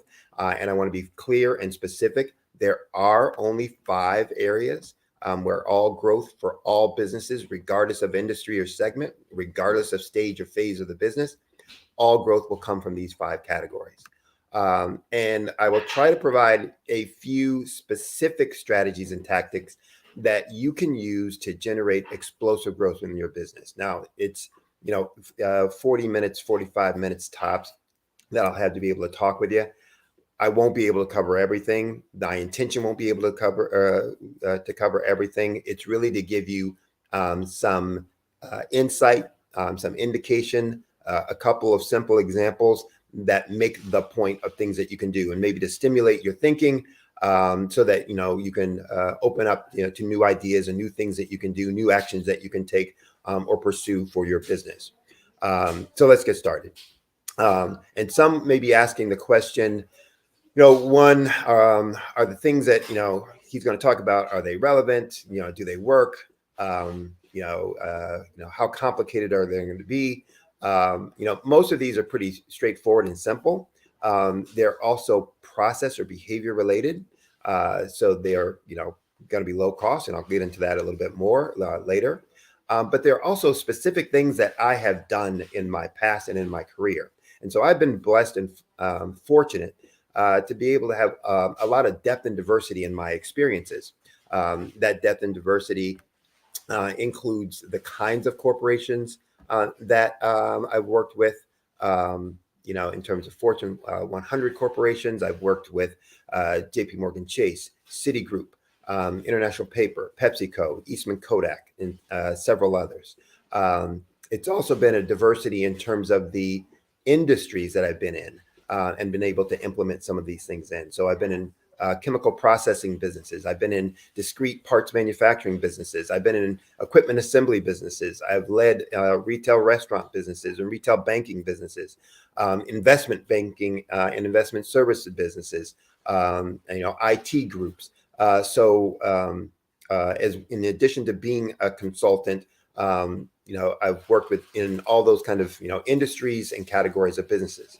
I've worked in a variety of phases and stages and used these techniques that I'm going to talk about in all of those phases and stages. So in startups, in turnarounds, in businesses that were having declining sales, and in businesses that had plateaued and were looking for a kickstart or jumpstart to their business. The diversity of my experiences also has been in a variety of functions and responsibilities within the business. And I've used these techniques in each of those. managing capital projects, manufacturing management, operations management, sales and business development, business unit or business P&L, management, in executive leadership. So these things I've actually done and implemented in all of those kinds of experiences that has served me well. But the other thing that's going to be important is the importance of kind of passion and commitment to delivering results. So none of these things work if you or the folks who are leading them for you aren't committed to outcomes, committed to results. And again, my background, I've been fortunate to have the opportunity to demonstrate that passion and commitment, but use these things to actually get those kinds of results. So, for one of the companies, I took the number of business units, retail units that I was responsible for when I was handed it over, from 10 units up to 46 units. And that was in less than a 3-year period of time. In one business responsibility, I took an organization that had declining sales for over 2 years to increase in sales in less than 6 months. For one of the banking businesses that I was responsible for, grew sales and profits that were at 2 times what the rest of the business was doing. So I say that not to toot my own horn or to brag or be braggadocious, but to really say these things work. And from that perspective, I know business, I understand business, and from all different perspectives. I know each of the functions or aspects of businesses and how they impact other functions of the business. And I know what makes a business grow. And because I know business, I know and understand your business because I know the business of business. So I've used these things, and I'm going to be consistent in kind of showing you ways that you can implement those and get results within your organization. So let's get started. What is growth and why is it important for your business? When I teach students, at the university level, and when I start working with business owners, one of the questions I always ask them is, what's the objective of business? And for most folks, the response is something around the category of money. It is something like, the objective of business is to make money, or to take care of my family, or to make enough profit, so that I can, do X, Y, and Z with, or to sell more stuff, or any of those kinds of things. But I always have to quickly tell them that's wrong. The objective of business is not to make money or to make more money. The objective of business is clear and simple. It's to meet the needs of a customer or client. That's it. Now, if that's the objective of business, then money becomes one of the ways that we measure how well we're doing that. So the objective of business is to meet the needs of a customer or client, to solve a problem of a customer or client. How well we are doing that really is measured then by revenue, because the more revenue that we have is indicative of the fact that we are solving that problem more impactfully for our clients or for our customer base, for our target market. How long we'll be able to serve those clients is really about profit, because the more cash we have on hand, the more profit that we generate, the more customers we'll be able to handle and serve, and the longer we'll be able to serve them. So revenue and profit, or money to the business, are ways of measuring how well and how long and how many customers we'll be able to serve. And that is different than having money being the objective of business. So our customers or target market always has one or two problems, or the cliche word now is pain points. One or of two problems or pain points that they are dealing with and that they are focused on. It's either some problem they have that they don't want, or some benefit that they want that they don't have. And I'll repeat that again. Every customer, client, target market that you are trying to serve has one of two possible problems: a problem that they have that they don't want, or a benefit that they want that they don't have. So growth is important because it is proof that we're getting better at understanding and resolving those problems and those pain points facing our customers. It's again a way of looking at, are we doing what they need in a more effective way? Our revenues grow because we're getting better at solving the problems and providing desired benefits, to our target market. As our profits grow, we have the ability to serve more of those customers, the ability to serve those customers for a longer period. So growth in profits allows us to do the thing that we're passionate about. The reason why we got into business in the first place and inspired us to start or buy our business, and to do that for more people for a longer time. So now that we understand why growth is important, it's really just a measure of how well we're doing things. The question then becomes, well, how do we achieve that? And these strategies that we're going to talk about, again, are good for startups. So if you don't even have a business yet and you're thinking about doing it, these things that we're going to talk about, you need to be putting them in place as a foundation for your business. And there's a talk that I do, for folks who are just, for startups, and a way that I work with them that is a $1 million foundation in 6 months or less. So that by working on these 5 categories, that you can put in place a foundation for $1 million business that will be driving a rate of revenue growth and a rate of revenue achievement at $1 million pace for within 6 months of starting your business. If you already have your business, this is important because it's going to allow you to look at things that you can do right now to generate explosive growth within your business, to quickly ramp up the amount of sales that you're doing. Now, how do we achieve it? Most businesses grow at what's called the rate of GDP, or gross domestic product. And for those who aren't economists, and I'm not, it simply means this. You're going to grow at the rate that the national economy is going to grow. So whatever country you're in, it's the rate of growth that all business activity is growing at. And so the growth or decline of your business is the same as the national economy grows or declines.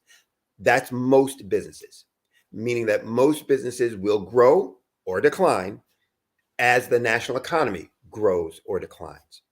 And that's why most small business owners worry so much about the national economy and inflation. They are constantly looking at what is, the business environment as a whole. And that is because they know or feel that that's going to be a reflection of what their growth is going to be for their business at that point. Now, if that's not what you want for your business, if that's not what you want in terms of, I'm going to be worried about how my business is growing based on how everybody else is growing. If that's not what you want for your business, if that's not what you want for your life, then you need to focus on these things. And I would probably venture to say that most of you out there said no, that you don't want to grow simply as the rest of the business environment grows, that you don't want to be worried about for your life, for your family, for your business, not growing because no one else is growing. And if you're not, and if you said no to that, and you want to be focused on growing your business independently, then again, these 5 categories are going to help you make that happen.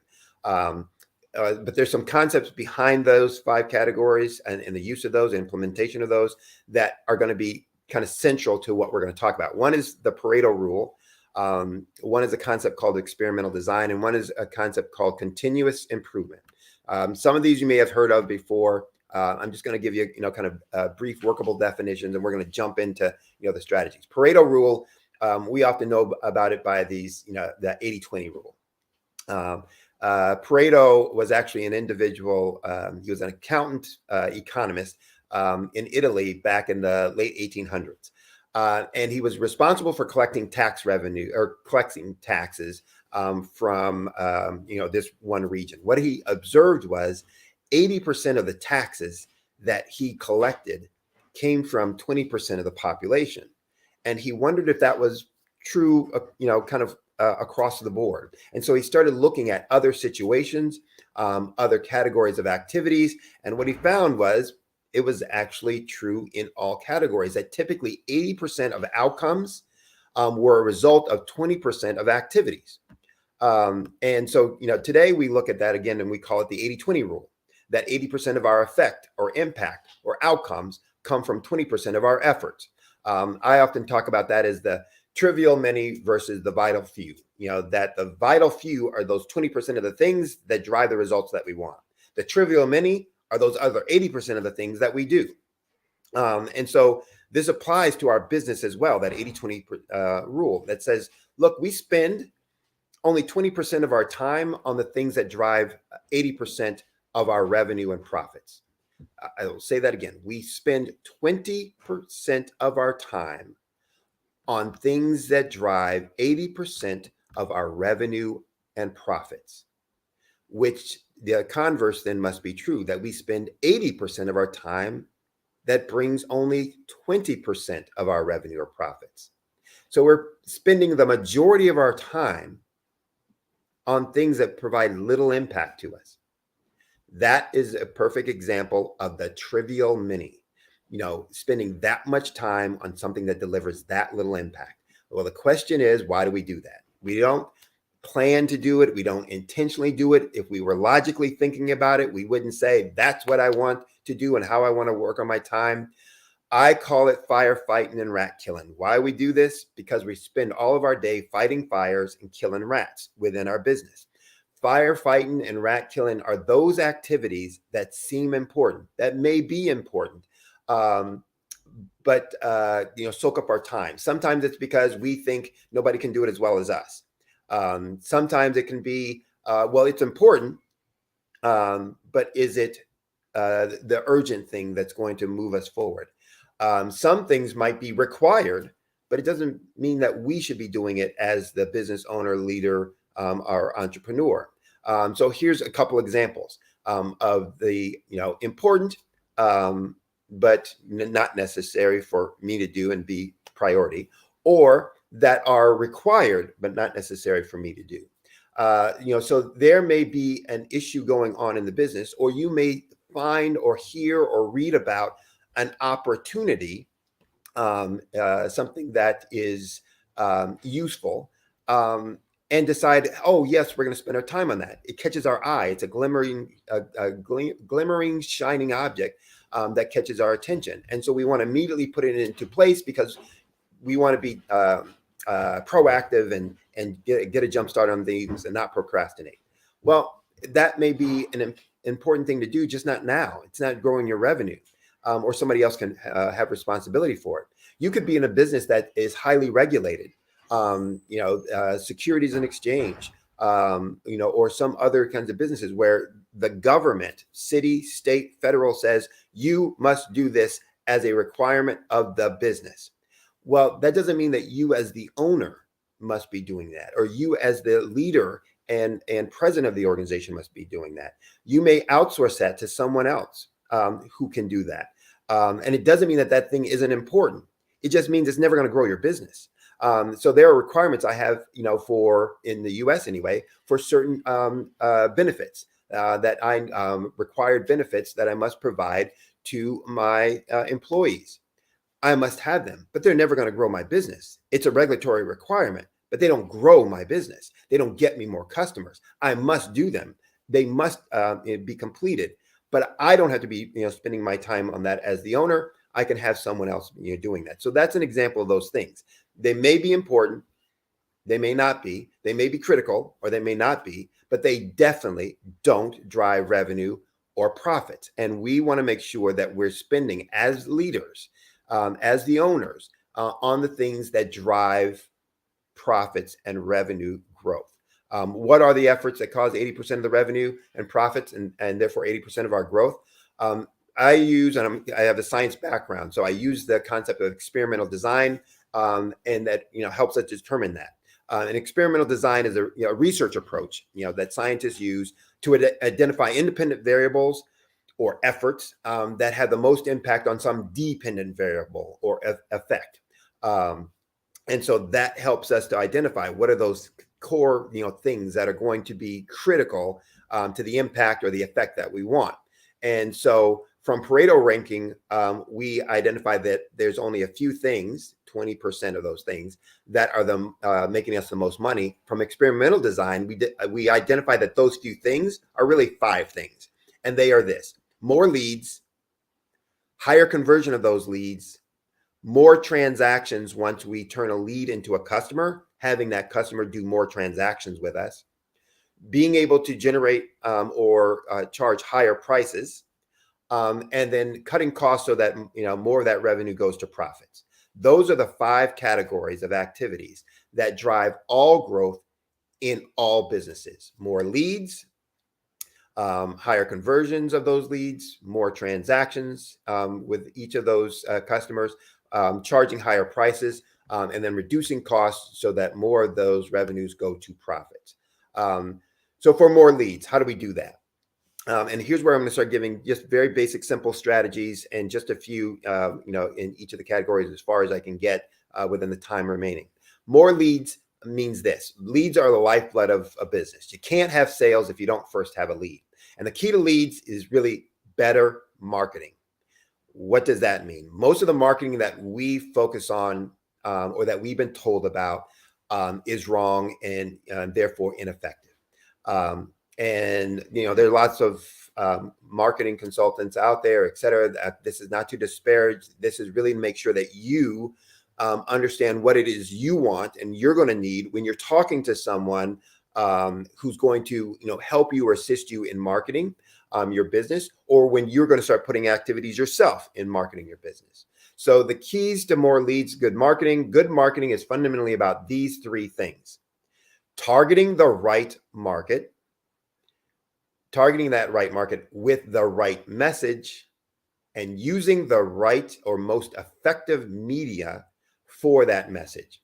So again, effective or good marketing is right market, targeting the right market, with the right message, using the most effective media.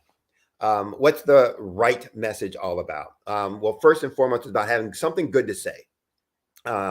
Something good to say means, what can I say about me as a leader, my business as an organization, that no one else can say? What can I say about me and my business that I do well, that we do well, that no one else can say?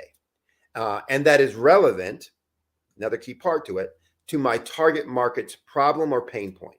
So part of understanding that is, often we talk about things that are features to our product or service that are relevant to us, that have no bearing or no concept on the customer or target market's problem or pain point. We often talk about things that are platitudes that everyone can say. So what can everyone say? Oh, we have the most the best trained people. We have, pick a number, 30 years of experience, 20 years of experience, 5 years of experience. Well, anybody can, have a number of years of experience, but what does that, do to tell the target market of what you're going to do for them to solve their problem or, their pain, or provide them the benefit that, they're looking for? If somebody else can say it, then it doesn't differentiate me from anyone else. And how does somebody choose? Well, the only way they're going to choose then is on money, cost, price. And so we want to look at what is unique, really different about, me as a business, as a leader, that no one else can say. And how does that help my target market? Or how can I use that to help my target market solve their problem or provide the benefit that they want? And when we do that, we create what I call a market dominating position statement. This has lots of different names. It's also called a unique selling point. Some in traditional marketing is called market differentiation. But it's not a platitude. It is something that's unique, that says, here is what I'm going to do to solve a specific problem, provide a specific benefit that is important to you as a business. That's having something good to say. Once we have something good to say, we're going to say it well. What does saying it well mean? It's having compelling marketing statements. And I use something, again, I talked about my engineering and science background, something I call using the conversion equation. And that's really a 4-step process to our marketing messaging. And that means first and foremost, we have to interrupt our prospect, our target market, from the conversation they're having in their head. So we talked before about they're thinking about one of two things: this problem that I have that I don't want, or this benefit that I want that I don't have. And that conversation keeps going in their head constantly. And they're worried about it. It's consuming their time and their energy. We have to interrupt that conversation with our headline from our message that makes them stop and say, wait, what? Tell me more. Then we need to engage them with a promise that of some desired outcome, how we're going to get rid of that problem, how we're going to provide that benefit. And then we're going to educate them about how we do that. And again, that's where our market dominating position statement comes in, what value that we're going to provide to them. But last but not least, we need to have a call to action, which is going to be our offer. That needs to be compelling. I often call that my Godfather offer. I'm going to make you an offer that you can't refuse, not because I'm going to punish you or do harm to you if you do refuse it, if you don't accept it, but because you're going to look at it and say, I would be a fool not to accept that. And so you need to think about the offers that you have and what are those, and are they compelling enough that's going to make someone have a call to action. So if we have something good to say and then we say it well, then the only thing we need to do from that point on, say it often. Repeat it, repeat it, repeat it. Get it in front of those target market, your prospective clients, as often, as frequently as you can, so that it becomes kind of front of mind, front of concept for them. So effective marketing requires that right target, right message, right medium. And in this, I need to be very clear about not one of these, but all three of these. So typically, one of the issues with growing a business has been no integration of these things, that you will get coaches or consultants that are great at one or who deal with one of them. You will have social media marketers or digital folks who will help you with the medium, where to place it, Google ads or Facebook ads, etc. Or digital marketers who will help you, create, email marketing campaigns. You'll have advertisers or PR firms that will help you focus on the message. But there's very few folks that really will focus on, one, who is your right target, and the two, how do we integrate all of these three so that they're working together collaboratively. If you don't have an approach that's going to have all three of those in place, a right target, the right message, and the right medium, then you're going to have less than optimum success. You'll feel like you're stuck. You'll feel like everything that you're trying isn't working. And so it's going to be critical that we focus and integrate all three.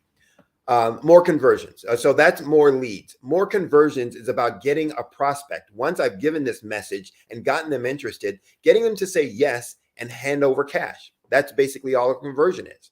And from that, it goes back to what I was talking about before about compelling offers. And we need to have compelling offers that we're going to give to all of our clients or prospects that make them want to say yes. Now, most of our marketing is about the now buyers. And so most of our offers are for now buyers, people who are getting ready to buy right now today. Well, the science and the numbers tell us that in any market, that's really about 1% of the total market. And I don't care what market that you're in. And the example I always love to use for this is about food. We will all eat today. Something, some more than others, some less than others, etc.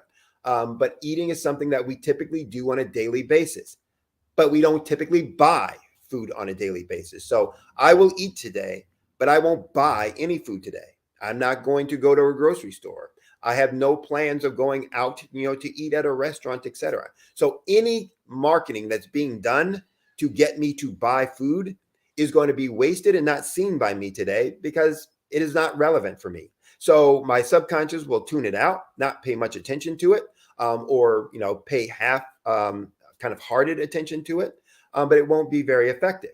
So most buyers are future buyers, maybe well down the future buyers or maybe near future buyers.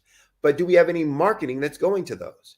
So if most of our marketing is for now buyers, that's the, buy now and, get this, this benefit or this reduced price or et cetera. Then, we're missing out on the 99% of folks who are going to buy in the future. And for those, we need techniques like drip campaigns that an email marketing campaign will work on or work for you, or downsell offers. These are also great for converting potential clients. A drip campaign, again, is really for the not now buyers, the future buyers. Those folks who are going to buy in the future, but aren't thinking about it today. And so they are out either seeking possibilities, options, or who just may be, collecting information for the future. So for those folks, you want to talk about things that are important to them as a target market, problems that they're dealing with, and giving them information, education, so research, data, things that help provide you or present you as a subject matter expert, and make them feel confident that you are a trusted resource that they can go to for insight. So then when they get ready to buy, they think about you. Downsell is for those things, those folks who are now buyers, but where your initial offer doesn't fit the bill. And so we're going to look at something that's either lower quantity, lower quality, different format, lower pricing, that's going to bring them in, at a different point to use and experience your product or services. So either of those can help with conversion. Then there are things like more transactions. How do I get existing clients to do more business with us? In banking, we used to call it beer share wallet. In food or grocery stores, they often talk a bigger share of the cupboard or the shelf. It's how do you get existing clients to do more transactions? There are strategies that you can use for that about implementing processes for upselling or cross-selling to your existing clients, or doing joint ventures with a partner where they are sending you business from their existing clients, and you are providing some upgraded product or service for your existing client base from one of your partners to show a value add. These are things that help increase those transactions. Higher pricing. Most folks are always either afraid to charge what their product is really worth, and so they keep pricing low, or they're afraid to increase pricing based on I'm going to lose customers or clients, and so they often then just want to discount. Discounting is the worst strategy you can ever use for pricing, and never drives long-term growth in sales. It is the one pricing strategy that I tell my clients never to use. And I can go into more of that conversation why, if you reach out to me and talk to me, but it is an ineffective price strategy for growth. And so what we want to do is look at ways that we increase value to or benefit to our target market. So remember that problem that they have that they want to get rid of, or that benefit that they want that they don't have. We want to make sure that we are providing solutions to those things, and therefore they will find us of value, and will be willing to pay a higher price for the product and service that we have, because we are providing a value that no one else is doing. When you make that connection, pricing becomes a non-competitive strategy. You're not competing on others based on price, because they can't compete with the value that you're providing. And you want to seek out that niche within your target market and say, that's the folks that I'm going to focus on, and not everyone else, because those are the folks who will find what I'm doing valuable, and therefore what price I'm offering, they are willing to pay and to buy at, and therefore will be able to grow my business. If I simply use a discount strategy, I'm going to tank my business. And then the last is really about profits, cutting costs. How do I reduce the costs and expenditures that I'm, implementing or incurring each day, so that more of the revenues that I'm bringing in go to the bottom line. And often when we think about cutting costs, we're not being strategic about it. We're not looking at what is needed and necessary. We're just looking at the big number or the biggest number and saying, let's get rid of it. The biggest number always is going to be in people, labor cost, or in raw material cost. And just buying cheap materials isn't going to improve your business or grow your business.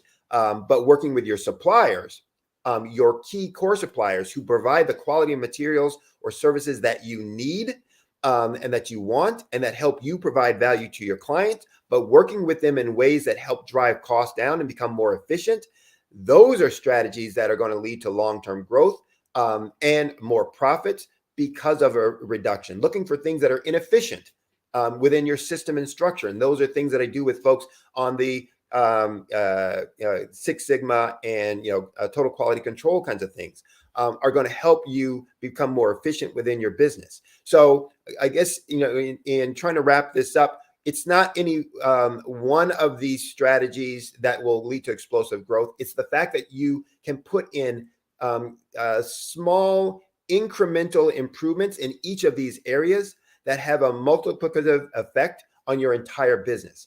And because they're procedure-based, process-based, behavior-based, they don't cost anything to implement, or they're very inexpensive at worst to implement. But usually they're low cost or no cost to implement. But because their behavior changes, they quickly can be implemented.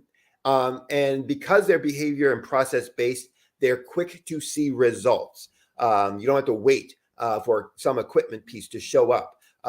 You can start putting them in place and seeing results from them quickly, which is why my clients can see explosive growth in that 9-month or less time frame. Why you can see that kind of growth in a very short amount of time frame by implementing these kinds of strategies, simple strategies that are going to grow your business. So I'm running out of time. So I'm going to wrap it up by saying this.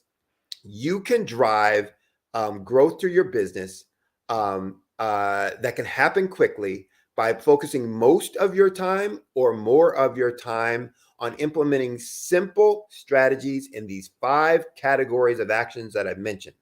And if you're interested in hearing more or finding out exactly how these strategies can impact your business, you can go to my website. That's www.solutionswithresults.com. Again, that's solutionswithresults.com. Solutions plural, with results plural.com. All my contact information is there. You can send me a question that I will answer within 48 hours. You can get my phone number, my email address, that you can contact me directly for further conversation. I also will do a free assessment, initial assessment that will show you in these 5 categories the growth that you can have for your specific business, or where you can find out more information about these things. So I look forward to hearing from you, to hearing the things that you're working on, or providing you more information that will help you, grow your business, move your business forward, and help you have the success that you want, whether you are a startup or whether you are kind of plateaued and looking for, ways to grow, from where you're at today. So again, I thank you for your time. I look forward to you being able to double your profits in less than a year's time. And here's to your success, going forward in the future. Sydney, thank you so much. You're amazing. Your information is invaluable. And my one question for you was, how can we connect with you to learn more? And solutionswithresult.com. I hope we all got it down, wrote it down, and visit your website because you're amazing. Thank you so much. Thank you. Appreciate that. Thank you. Genius is common, and I'll see you on the other side. I know. Bye-bye.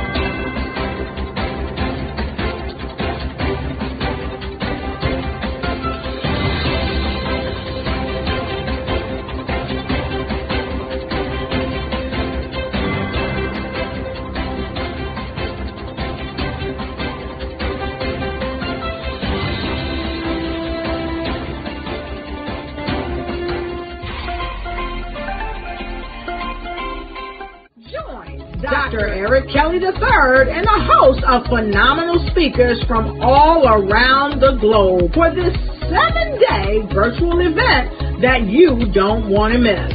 The mission of the Black Business Expo is to raise scholarship money from kids all the way from high school, all the way from college. The Black Business Olympics is one of the largest Black business showcases in the world. It is an opportunity for businesses and companies to showcase their businesses globally. We are going to be giving away laptops up to $5,000 away to students. Again, I'm Olivia Appleberry, the founder of 2 Cents Finance and one of the speakers for the expo. I am so excited to see you there. For more info, go to www.blackbusinessexpousa.com or call 919-308-9090 and hope to see you there.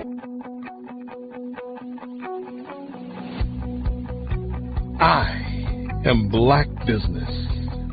From the moment I wake until the time I sleep. Yes, I am Black business. I am Black business.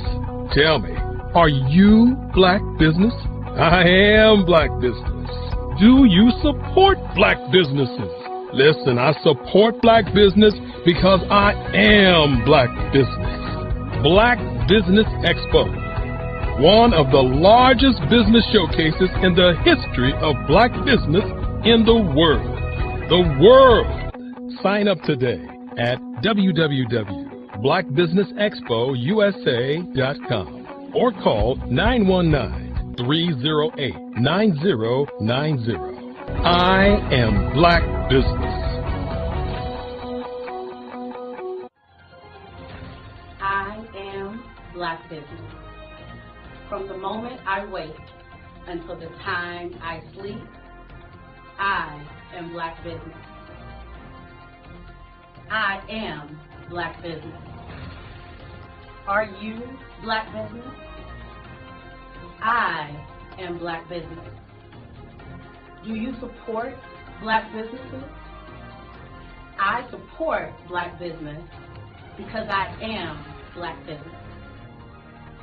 Black Business Expo, one of the largest business showcases in the history of Black America in North Carolina.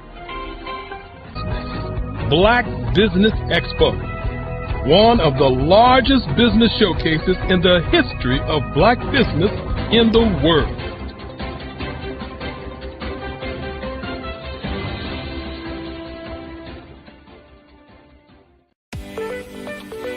You are in the right place at the right time. The Black Business Network opens again for its Black Business Olympics, a 24/7 broadcast on business, strategies, global branding, social media marketing, finance, advertisement, and much, much more. Featuring the top, most powerful entrepreneurs and speakers and thought leaders from all around the world as they gather together for this phenomenal event.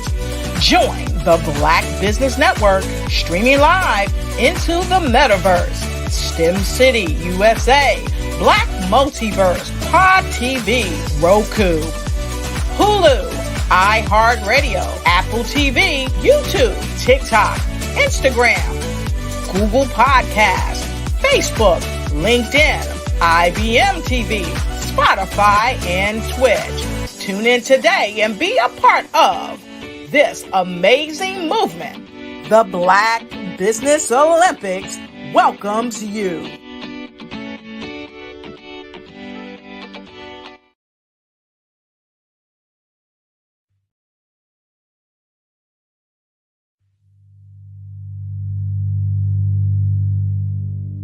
So what we have to do is when we get in a spot, we need to create some spots for us.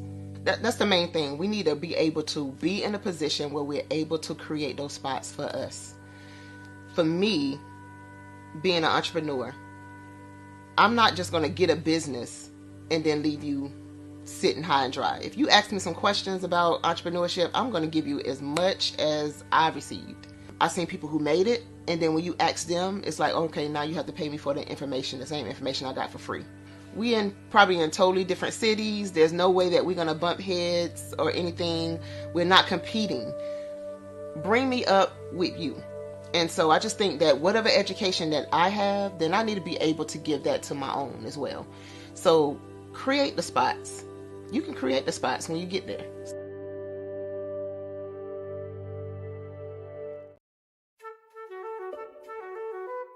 This is Dr. Arnold T. Petsworth. He's the owner of Petsworth Vet World, a veterinary clinic in Hopton, Connecticut. His patients include dog, cat, frog, fish, Goldie, dog, and this alpaca. Due to doctor-patient confidentiality, we can't tell you their names. Business at Vet World was steady, and then quarantine hit. Neighbors brought new four-legged friends into their homes.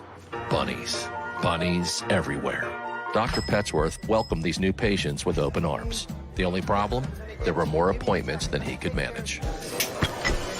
That's when Dr. Petsworth turned to his American Express business card, which offers spending potential that's built for his changing business needs. He decided to hire a new assistant, Julio, and with spending power built for business purchases, he used his card to furnish a new exam room. Together, Dr. Petsworth, Julio, and American Express Business made sure all the pets of Hopton got the love and care they deserve. And everyone was happy. Get the card built for business by American Express. Follow the Brand TV broadcast host, Grant McGaugh, as he visits with top executives and entrepreneurs to find out their secrets of success with their personal brand. Follow the Brand TV broadcast host as he focuses on brand development to build better relationships, bring value to your business, relationships, and career. You will enjoy listening to each episode that is tailored to speak to you directly. If you're looking for this type of clarity in terms of building your brand, you have tuned into the right station. Each episode will help you to shape a conversation in the 5-star BDM network of 20,000 professionals and become a springboard for your corporate engagement and business opportunities. Each guest will frame their story in the areas of personal branding, business development, career development, financial empowerment, and technology innovation. Grant McGaugh explains why he is the CEO and owner of his own professional career. Grant is an accomplished business leader and entrepreneur who wants to give back to individuals to grow their personal brand strategy. Tune in as he weaves his story about new possibilities, while to you exceed expectations. If you love storytelling, this show will make for fun. Did you know women represent just 3% of Fortune 500 CEOs and less than 15% of corporate executives at top companies worldwide? Have you wondered what the secrets are to getting into the top ranks, whether in the private or public sector? Do you want to figure out how to stop being held back in your career or passed over for promotion? Then you're in the right place. Hi, I'm Dr. Madeline Ann Lewis, President and CEO of the Executive Women's Success Institute. I have decades of experience in the military, the federal government, and corporate America, and my mission is to help women succeed and tap into their full potential. I want to reach 1 million plus women around the world to become the leaders they are meant to be. So if you want to move into a management or executive level position, or maybe you are a female veteran transitioning out of the military into business entrepreneurship, then reach out to the Executive Women's Success Institute at 301-693-3284. Let us get you on the fast track to success.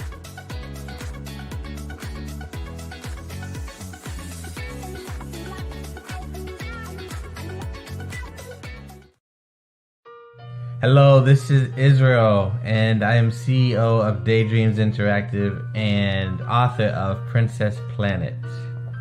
So, genius is common, and as a kid, I loved to daydream. Even as an adult, I love to daydream.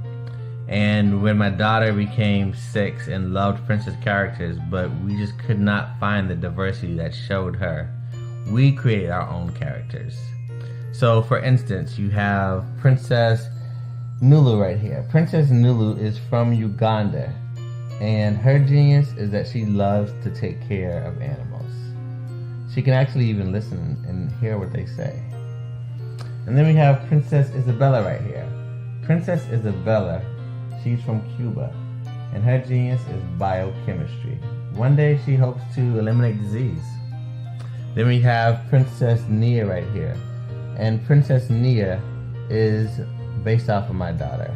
And she wants to be the greatest dancer alive. So that's her genius. So what's your genius? My genius is my imagination. Genius is common.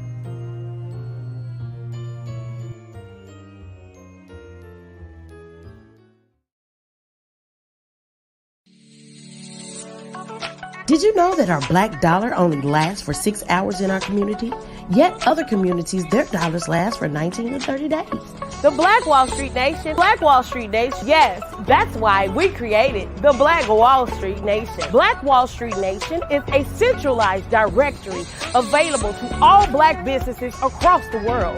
It was created for businesses like you, the ones that want to start and the ones who have a dream that have already started, such as businesses like Drop in a Bucket Productions, Valito Foods, Sugar Tea Branding Firm, All the Dazzle, Bun Cakeaholic, Miss Riot, and you.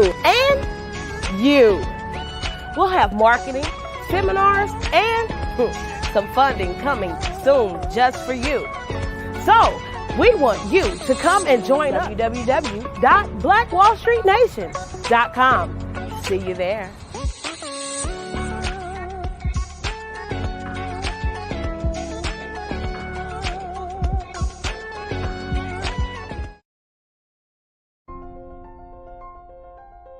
What if you could build your own city?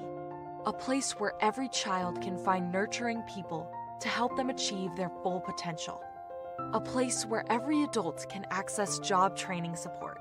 Where health education is abundant. Where social justice ruled the land. A place without limitations. Welcome. You have arrived at STEM City USA. It is what every city should be. A safe and trusted community where you find people and resources to help you become everything you are and beyond. STEM City is unlike anything you have ever experienced. It is a digital twin of the world around you, only better. STEM City is about energy and soul renewal. It is more than a digital world. You can almost feel the power of live cultural events, music, and theater. STEM City promises a better future for children with caring mentors and hands-on activities with dedicated tutors to support our youth. STEM City is your passport to a healthy lifestyle with weekly events addressing our community's many issues. STEM City is your financial well-being with helpful information on wealth management, career advancement, job training, and so much more. STEM City is the community you deserve. It is the city where your dreams can come true. STEM City USA, a place in the sky that is accessible to all who reach for the stars.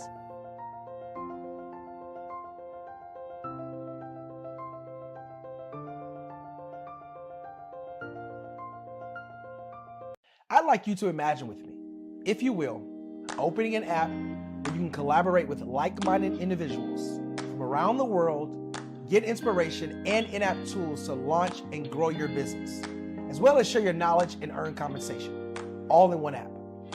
Well, the name of that app is Truso, short for Truly Social. Hi, I'm Matthew Newman, the founder and CEO of Truso. A new concept in social media, Truso is designed from the ground up to be a platform that's both social and empowering for all its users. How exactly do we do that? I'm glad you asked. First, Truso brings the world together via video. Psychologists assert that video provides a significantly more effective connection than audio only. When you enter a community on Truso, you're face to face. Second, on Truso, you don't have to have 1 million followers to monetize. Our business model allows all hosts and moderators to monetize, no matter the size of your following. by one, producing fee-based content, and two, inviting others to join the platform as subscribers. Even more, Truso has an in-app resource library with over 100 free resources, forms, and documents to help you build your brand and grow your business. Third, Truso is inclusive. The deaf and hard of hearing communities make up 360 million people worldwide. Unlike audio-only apps, Truso embraces its community, providing a networking platform that allows them to participate via video and closed captioning. We even have a deaf and hard of hearing foundation in the works as well. Fourth, Truso is both social and safe. We refer to Truso as a virtual extension of the beauty shop, barbershop, and brainchild of the community. A place where there's laughter, along with wisdom, growth-oriented conversation, and genuine connections in a safe space. Truso even has proprietary security to ensure we maintain a safe environment for everyone. Where are we at now? Truso is live, y'all. We've launched in beta and we're acquiring users daily.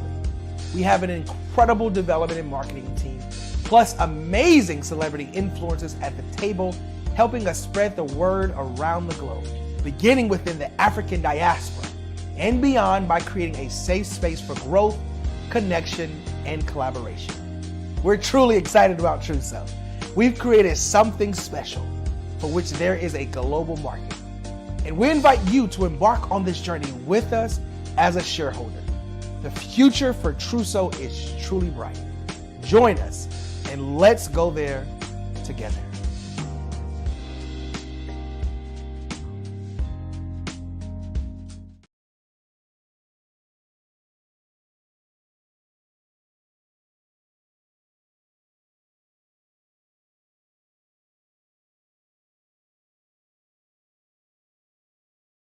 I'm Kenny Harris. My genius is being an entrepreneur. I'm the CEO of K-Lock, a company where I develop my very own line of kids supplements. I currently market my multivitamin for kids to help combat weak immunity. During the pandemic, research has shown that having a strong immune system is key to fighting off disease. My vitamins are for kids, but adults can benefit from them as well. I'm adding a proprietary blend to my supplement line. I want to create my own blend so that I have a competitive edge in the marketplace. Staying healthy is important to me so that we live longer and have healthier lives. My website is klockproducts.com. That is K-L-O-C-K. Genius is common.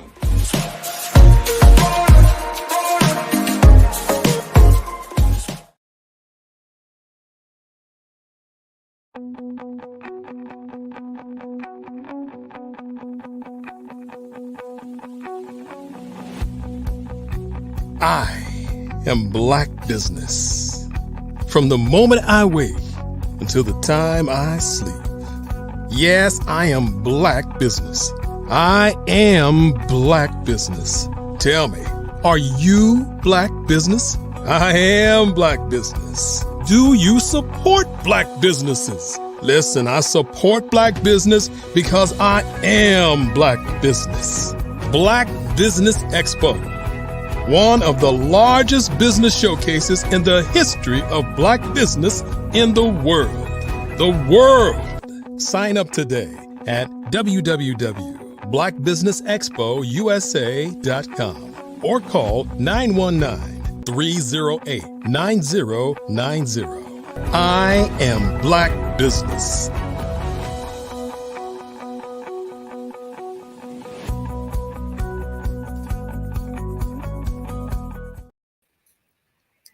Good morning, business owners, entrepreneurs, thought leaders, and corporations. Welcome to the Black Business Network. My name is Eartha Watts Hicks. I am an award-winning author, publisher, PR writer, and affiliate for blackpr.com. And I am your business moderator this morning on the Black Business Network. The Black Business Network is a 24-hour business network showcasing Black businesses, business owners, entrepreneurs, and thought leaders worldwide. We have speakers from North Carolina, London, Singapore, Africa, Japan, and cities all over the United States. The Black Business Network is a global community sharing its business knowledge to empower, inspire, and educate businesses about business. Our next speaker is Dr. Barbara Wright. Now, Dr. Barbara Wright is the founder of Certified Dream Builder Incorporated in Kansas City and CertifiedDreamBuilder.com, an online business with the slogan of manifesting millions for missions who provide miracles for many, or too many, sorry. She has over 20 years experience in grant writing and fund development, coaching and consulting, and she has assisted in winning over $200 million in grants, contracts, and loans for nonprofits, for-profits, schools, and faith-based community and grassroots organizations. Now, welcome, please, Dr. Barbara Wright. Good morning. How are you? I'm great. Good morning, Dr. Barbara Wright. Yes, glad to see you here. And Genius is coming, and I'll see you on the other side. Thank you so much. Yeah. Good morning, everybody. I'm excited to be here. I'm at a place called There because I am doing what I love to do. And today I'm going to share some of that with you. What I'd first like to share is a system for you getting your 10-second statement together about what you would like to do. So if you're listening to this, you probably have some goal in mind that you are trying to reach. If you're listening to this for a minute, it's probably because you are interested in getting funding for your organization, whether that's grants, contracts, or loans. This is for you. If you are trying to do anything and need to develop a system, this is for you. I learned in my teenage years working at McDonald's, believe it or not, that they had a system for everything. And I learned that with a good system, they could leave a bunch of teenagers in there to run the restaurant and we would be okay because there was systems for everything. And they had taken time to teach us those systems so we could basically do it while they were gone. Well, I'm going to tell you that throughout the years, I continue to remember those systems or the importance of those systems and what those systems could do. And I have incorporated those systems throughout my life. And that is a part of my genius, is using those systems in order to make business better and to improve business over time. So I'm going to share some of those systems with you in hopes that you may be able to incorporate some of these in your fund development planning, which includes grants, contracts, and loans, whether you are a for-profit or a nonprofit organization. First of all, I'd like to share with you my 5W system. And my 5W system, again, helps you to develop that 10-second statement about your organization. And you not only need a 10-second statement, you need a 10-second statement, a 30-second statement, a 60-second statement. So you can take this same system and use it to develop each one of those statements that you're going to need, because sometimes you're going to only have 10 seconds to share information about your organization. Sometimes you're going to have 30, sometimes you're going to have 60, and there may be an occasion where you have 5 minutes. So if you have all of those already ready that you can kind of just pull out, then it's all the better. So the 5 W's: who, what, when, where, and why. And you've heard that if you are in journalism, you've heard that in probably many different types of industries. But for the grant writing industry, this is what those stand for. So let's talk about the who. The who is, who are you? Personally, academically, and professionally. You need to be able to explain who you are personally, academically, and professionally. Who are you serving? Your initial targets, and then your future targets. And remember, when you plan a business, or maybe this is an introduction to you, when you are planning a business or a nonprofit, you are doing a strategic plan, which means that you are projecting out at least 3 to 5 years. So right now, your initial target may be these people, but in the future, your target may be someone in addition to those people that you're starting with.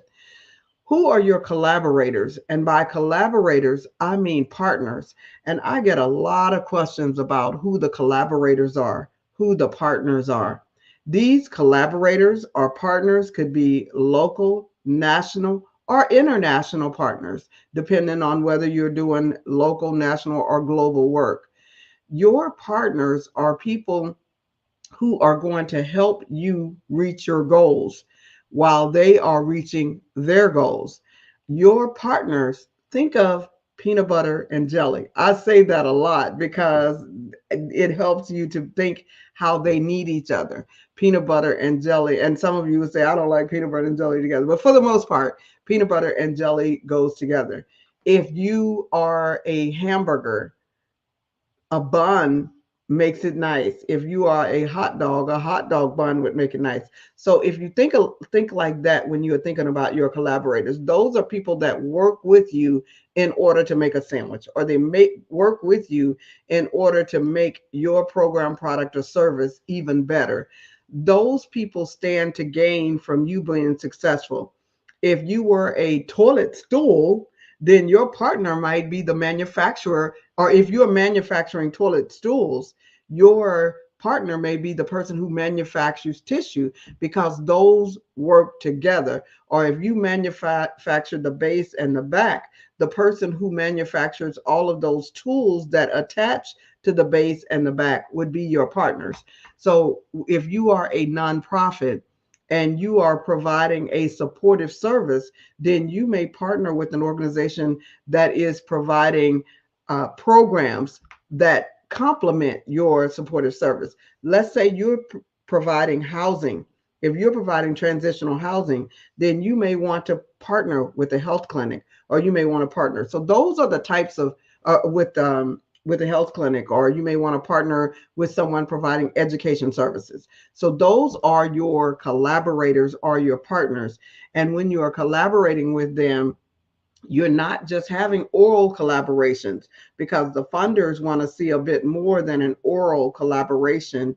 They want to see memorandums of understanding, which is a not so much legally binding contract, but it is a document that says that you intend to work together and you're going to exchange something, whether you're going to exchange clients, whether you're going to exchange Band-Aids, whether you're going to exchange maybe that company is going to drive your residence somewhere, but you're going to exchange something.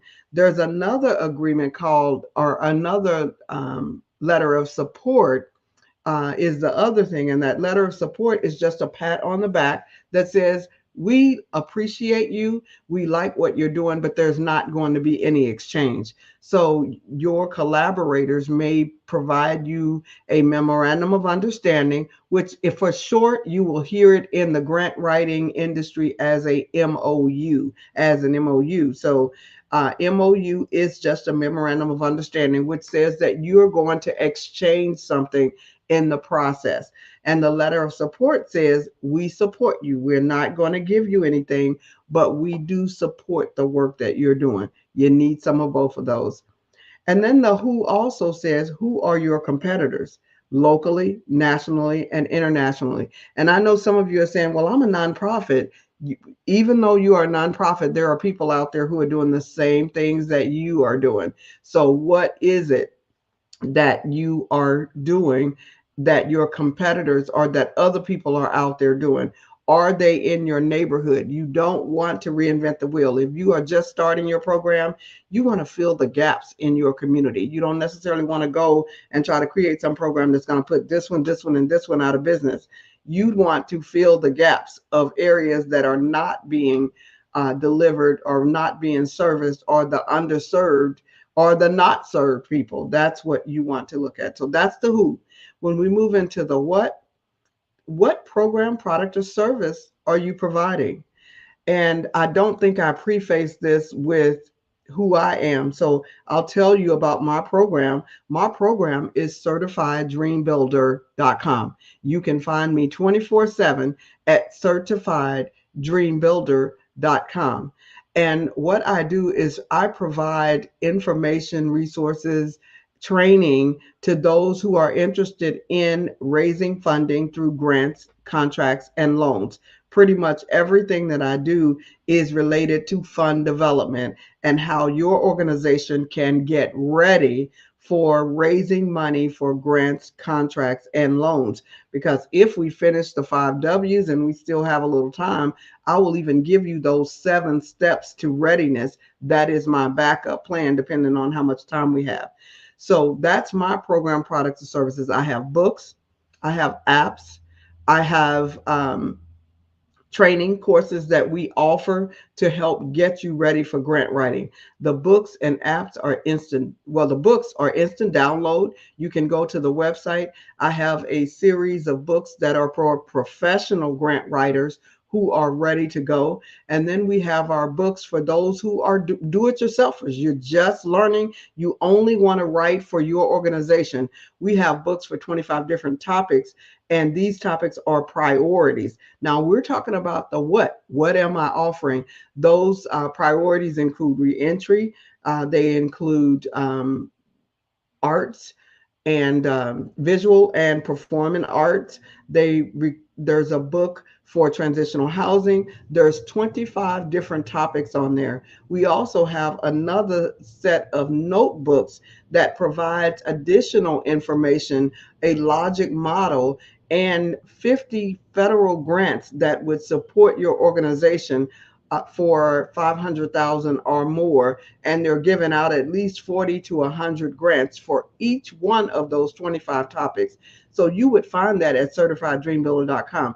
That's my what. I provide supportive services to those who are trying to obtain funding. I provide training and support. So you want to make sure that you know what program, products, or service you are providing and at what price you are providing that. The when are you providing your program, product, or service? You're providing it hourly, daily, weekly, and you want to make sure that you are providing it online so that no matter what happens with our COVID shutdowns, no matter what happens with anything that takes place, you are prepared and you are ready to go. So what program, product, or service are you providing and at what price? When are you providing your program, product, or service? At what cost per unit are you providing it? Are you providing it hourly, daily, or weekly? Your where is where will you work? You've determined who you are, who you're serving, who are your collaborators, who's your competition. You have determined what program, product, or service you are offering to the public. You have decided when you're offering it, whether it's weekly, daily, monthly, quarterly, hourly. You have determined. So now, where will you place the program? Is it going to be online? Is it going to be offline? Is it going to be in person, virtual? Will it be hybrid? What is it going to cost you for your location? If you are going to be hybrid, how much is it going to cost you for you to put your program, product, or service online? And I would say in this day and time, with there being rumblings of another shutdown, I would say that you should make sure that your program is at least hybrid so that you are offering it in person and you can also offer it virtually because you know the technology that it costs and you know the protocol for getting yourself online. And lastly, of the 5 W's, the why. Why is your program, product, or service needed? And this one may elude some people. So I want to make sure that you understand. I want all my friends in here to understand this part. So why is your program or product or service needed? The way you answer that is you find statistics to support what you are doing. You go out and you research and find statistics. For those of you that are doing programs, products, and services as a nonprofit, there's a website out there called city-data.com. And speaking of that, those resources on my website at CertifiedDreamBuilder.com, every one of these resources that I mentioned, you can find them there on CertifiedDreamBuilder.com. But The one, city-data.com, provides you all the information that you would need for your zip code, for your county, for your city, for your state, for the nation. And this information is aligned to the census, so you are able to get some up-to-date information. Make sure that you check out city-data to help you in getting those statistics that you need to support your organization. So that is your why. You need to be able to, when you are talking about your program, product, or service, you need to be telling people about the statistics that supports whatever it is that you're saying. Because if you're saying it without stats, you're just talking.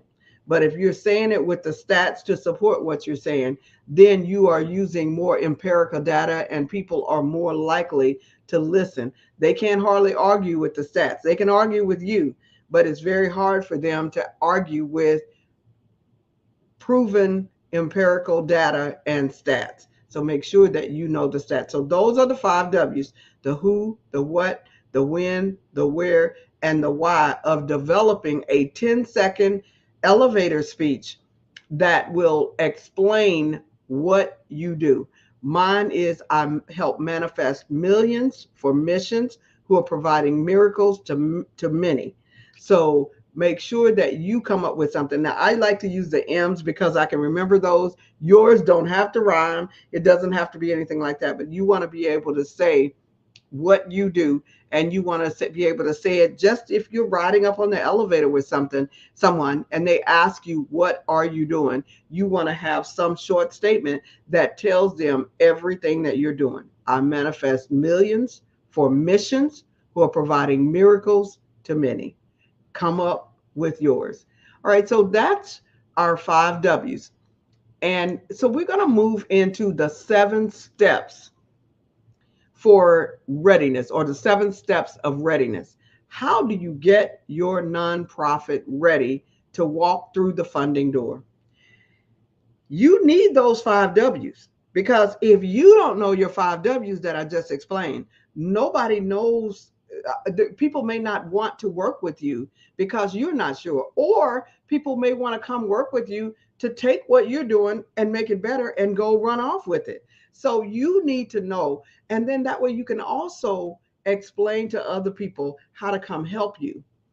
And that's when we get to our 7 steps of readiness, because you're ready to have people help you, because you know exactly what you're doing. You know what your goals are. You know how you want to end up. So now you can invite people to help you. So the first part of this starts where the 5 W's leave off, at getting the why. So the first part of your 7 steps is your initial planning. And in your initial planning, you have your feasibility study. And in that feasibility study, we want to know what a SWOT analysis is. And we want to know what a pestle analysis is. And in every one of my 25 books, it explains to you what the SWOT and pestle analysis is for that particular organization. So if you are daycare or adult daycare, child adult daycare or adult daycare, it will give you a SWOT and pestle analysis that may work for those. If you are doing human trafficking prevention, it may give you that. Domestic violence, it will give you a SWOT and pestle analysis for that. So make sure that you understand what a SWOT and pestle analysis is for your organization. Most of you know what a SWOT is: strengths, weaknesses, opportunities, and threats. And the pestle analysis, to me, is one of the most important things that you can do for your organization to ensure that you're going to be able to be around a while. That is to learn the political concerns, the economic concerns, the social concerns, the technological concerns, the environmental concerns, and the legal concerns that relate to your industry. If you don't learn those, it is very difficult for you to find success. So make sure, and then you don't want to be swimming upstream or going up the steps. If you learn those, then it's more like walking downstairs instead of walking up to where it's putting pressure on. Learn what that pestle analysis is. Learn the SWOT analysis. You may say, I don't have any threats. I don't have any weaknesses. I'm the only one. You want to ensure that you are telling the truth on that. So what is your SWOT and pestle analysis? And even if you are the first one that's doing this and you're the only one that's doing this, there are still weaknesses and there are still threats. So you want to know what your SWOT analysis is and your pestle analysis. And if you want to know more about those, get my book called Getting Ready for Grant Writing. Okay, so you also want to establish your databases, your forms, your finance, and your customer relationship management systems when you are in that initial feasibility study. You want to kind of set up your systems. Your regulatory requirements, that's number 2. Number 1, initial planning. Number 2 is regulatory requirements. So in setting up your regulatory requirements, you want to make sure that you have obtained the regulatory requirements and credentials for your organization, that you know what they are and that you are able to consistently keep those going. So many people get set up and then they end up losing their 501c3, or they end up losing their organization because they did not do their annual reports. And for those of you who have an LLC, it is extremely important for you to keep up with legislation, because during COVID, some legislations were passed for the LLC that says if you don't fill out a certain document by 2024, January 1, you could pay $500 in fines. For those that started prior to 2023, I think you have until 2025, but don't wait until January of 2025 to find this out. You need to be finding this out now. What is Dr. Wright talking about? There is a new legislation out there for LLCs and a new document that you will have to fill out at the beginning of each year. I think it's called the Corporate Transparency Act. I think it's called the Corporate or Company Transparency Act. And that form is going to have to be filled out, or you will have a fine of $500 per day. So make sure that you check out what I'm saying so that you can meet your regulatory requirements. And you want to establish the state incorporation. You want to establish your 501c3 if you are a nonprofit organization. If you are a minority organization, you want to make sure that you are getting the MWBA. If you are a woman business owner, you want to be designated as a minority woman business owner. You may say, I'm Black. They know I'm Black. No, you have to jump through that hoop and be designated as a minority business owner or a minority woman-owned business. And that will give you some preferences. I believe there's trillions of dollars being given out, which means billions of dollars are set aside for minority businesses. But if you are not officially established as a minority business, you will not qualify. Number 3 in the 7 steps is establishing business credibility. In establishing business credibility, you want to make sure that you have a bank that you can work with, and you want a Cheers bank. Actually, I love to call it a Cheers bank, because in a Cheers bank, somebody in there knows your name. So you want to go to a bank to where they care enough about you for somebody to know your name. And there's probably 1 or 2 individuals in there that you really want to know your name. And those are the wealth managers, because those wealth managers know the 5th generation millionaire, billionaire types they hold their account, and they know when the accounts reach a certain point, they give out grants. So there are some organizations, especially your larger banks, and if you want this information, make sure that you get I believe this information is in my Getting Ready for Grants book, but it may be in my Manifesting Millions book. You want to make sure that you are getting a bank where they know your name. So opening up a bank account in the name of the business, establishing Net 30 accounts, and these are accounts to where they allow you to buy now and pay later, so you can start establishing your business or nonprofit credit. You want to make sure that your address is correct, that you get an address, a freestanding building business address.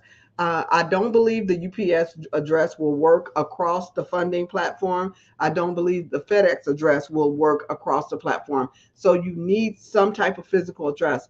I use an organization that helps me to established presence so that I can work from home and feel good about it because I also have another address. So you want to look up organizations that provide an address for you.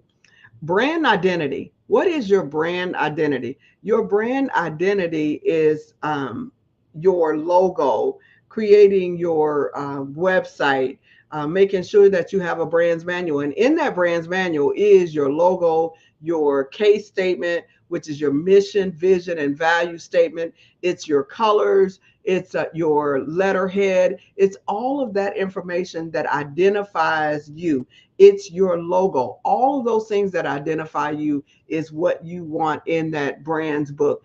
And your website, you want to know who your home, your welcome page. You want your about us or who we are, what we do, get involved, and you want your contact us. So those are the different things that you need on your website, and you need to build a social media presence. We're moving to number 5, collaborative identity. And remember, there's 7. On our collaborative identity, you have your community forum or community foundation registrations, your government registrations. You have your fundraising packet that shows what you intend to raise over the next few years, sometimes called your financial plan. You need your logic model, which tells your goals, your objectives, your activities, your evaluation, your impact that you're going to have. You want that logic model with your timeline.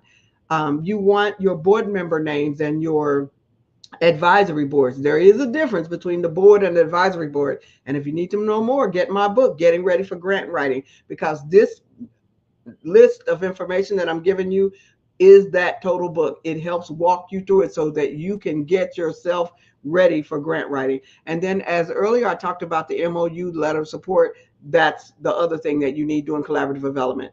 Number 6 of the 7 is sustainability plan. You need to make sure that your organization is scalable.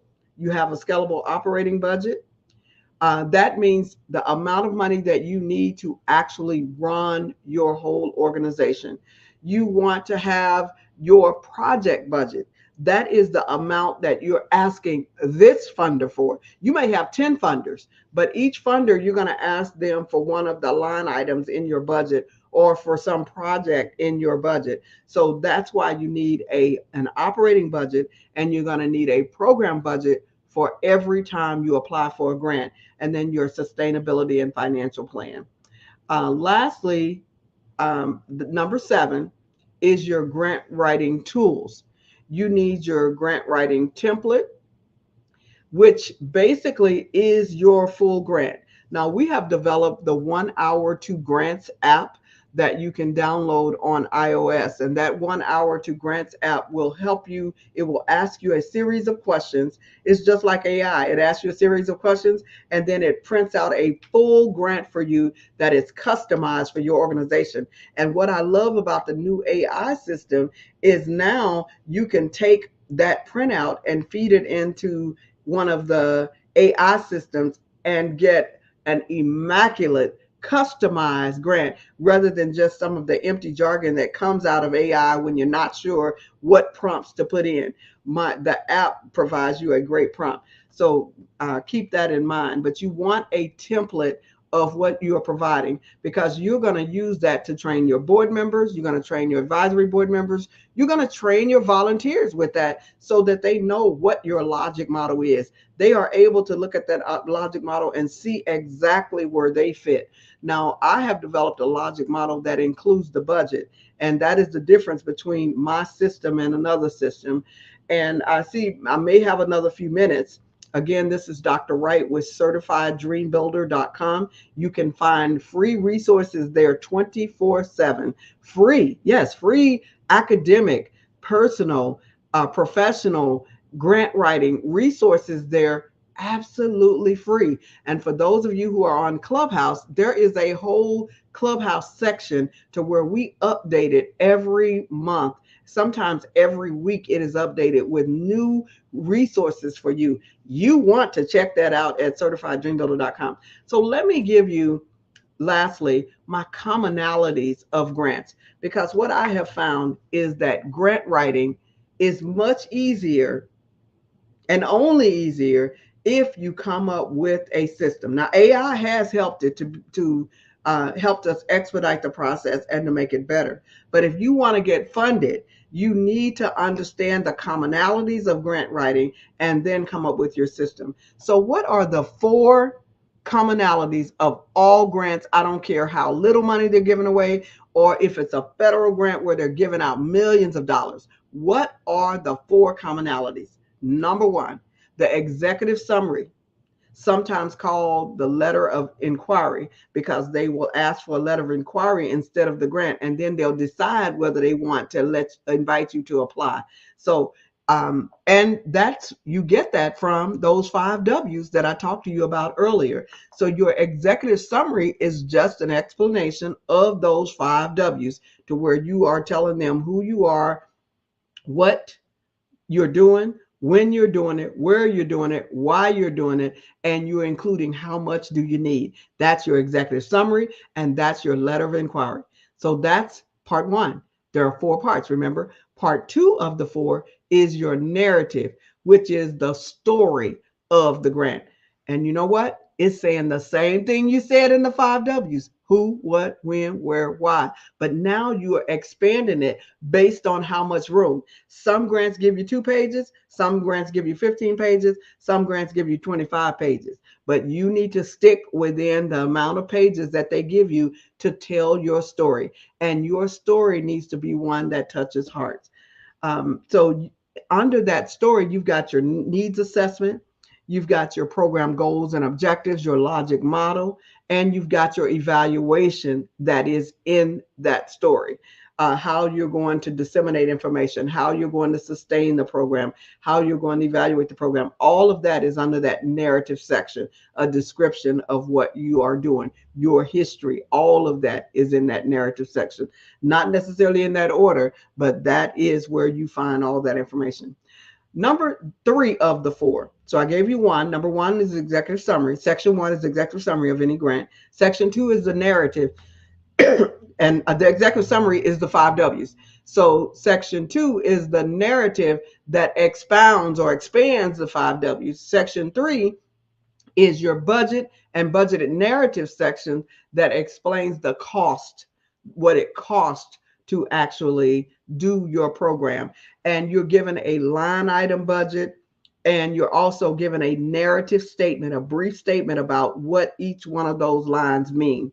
Most grants, almost all grants, will give you this. And lastly, number 4 is your supporting documents. That's the proof of what you said. And I see that she is back. How are you? Yes, I am. Thank you. Thank you so much, Dr. Barbara Wright. Today is just one of those mornings where I'm taking plenty of notes myself. I've already gone to certifieddreambuilder.com. Right. Your website is full of information, and your insights as well, just phenomenal. So thank you so much for sharing with us this morning. Jean, how can we connect with you on social media?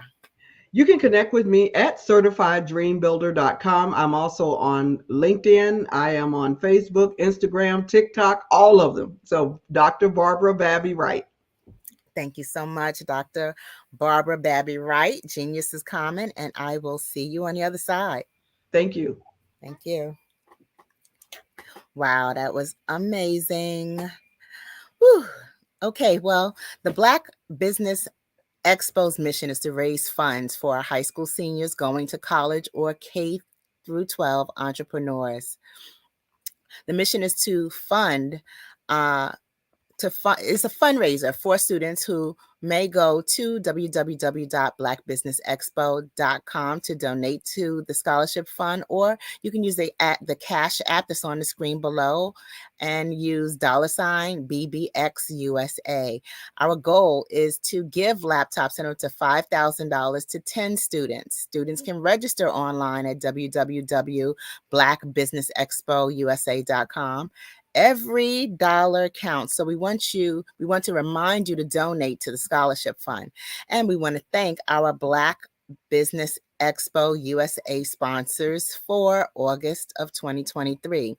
And that is NC100, Moody Capital Partners, Suede Soul, Lotus Richet's Coaching and Training, Carolina, Virginia Minority Suppliers Development Council, STEP Management, BHS and Associates, Margie McLean Foundation Incorporated, Geniuses Common, Earth Essentials, Mullane Shiny Global, Executive Women's Success Institute, The Quality Coaching Company, Superwoman Business Services, Creative Force Studios, Lee Entertainment, Artistic App Design, Black Business Expo.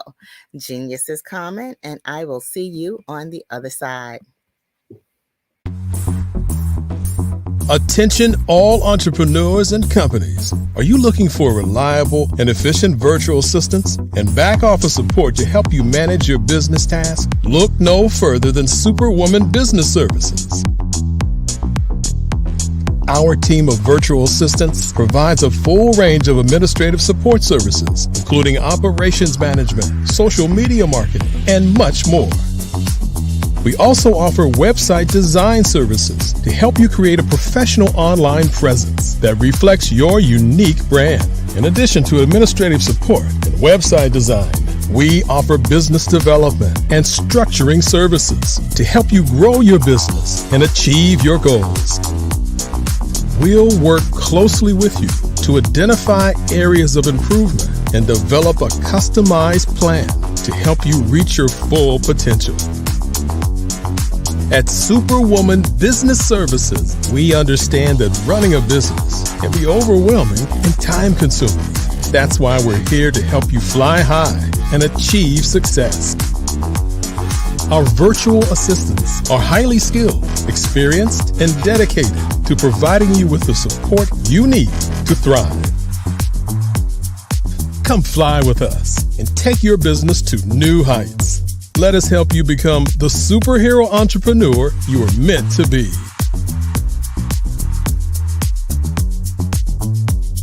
Contact Superwoman Business Services today to learn more about our back office support services.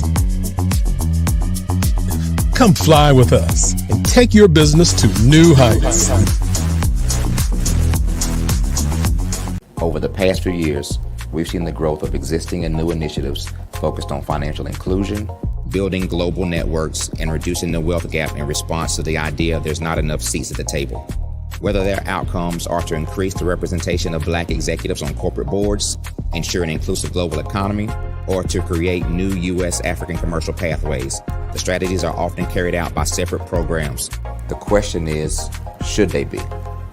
With the continent of Africa being home to more than half of the world's fastest growing economies, the youngest workforce, over 400 companies generating more than $1 billion annually, 700 generating more than $500 million annually that are poised for growth, and being the destination of nearly $5 billion in venture capital in 2021. Diversifying U.S. and Africa commercial engagement by building bridges between African businesses and their U.S. diaspora should begin being seen as mutually beneficial. From helping to reduce Africa's enormous capital gap to catalyzing two-way trade opportunities, the COVID-19 global pandemic hopefully has taught us that global challenges and opportunities are more interconnected than we thought. During the pandemic, African companies like Unicorn Flutterwave, insurance provider Reliance Health, ride-hailing app Yasir, and 54Gene, the continent's first bank of DNA on people of African descent, proved that when African companies have access to networks, capital, and information, they grow big, grow fast, and create solutions that are valuable to the world. This is why Be Direct was created. We are the first U.S.-based but African-centric board preparedness and board search company designed to connect U.S. Black talent and corporations to African businesses. Unique and fundamental to Be Direct's success is our process of helping board candidates adapt their experience and networks to an African context before they're connected to high-growth companies that are looking to locally and globally scale. From our focus groups with African business execs and government leaders, we don't ignore the sentiment that business is easy, but people are hard. Having a pool of board candidates with hard-to-access networks and extensive experience across the business lifecycle, including successfully raising capital, is table stakes for an initiative like this. So yes, we have that. But corporate or entrepreneurial success in the U.S. does not guarantee success in Africa. Developed alongside industry partners on the continent, Our training program, Be Direct Prep, is designed to transpose their experience to create cultural comfort, understanding, and a commitment to helping businesses in Africa scale. Our board governance sessions are African, continental, and country specific, integrated with cultural awareness and dexterity training. Masterclasses led by African industry execs and mentoring and coaching from African continental-based facilitators. But even more unique to Be Direct Prep, we cap off our training program with an immersion trip to help candidates that have not been to Africa before see and feel Africa's complexity and opportunity from African soil. We all know traditional network-based board placement has historically left a lot of us out of ever really being in the paid board pipeline. Our strategy supports the work of many great organizations that are successfully filling seats at U.S. board tables by creating more tables for those that are still left on the sideline. It's time to start seeing the role and value of U.S. Black talent and businesses on the continent of Africa differently. Old perceptions and habits limit economic inclusion. Let's transition Black talent and the African businesses they will support from the periphery of the global economy to its core. Living in a global lockdown, we all know now how fast local and global economies can change and see the value of having businesses that hire, strengthen local value chains, and even grow globally. Status quo in any form holds back progress. We must democratize U.S.-Africa commercial engagement by socially and economically connecting cultures that have long been disconnected. It's time for Africa's U.S. diaspora to redefine their global value by helping African businesses scale continentally and globally.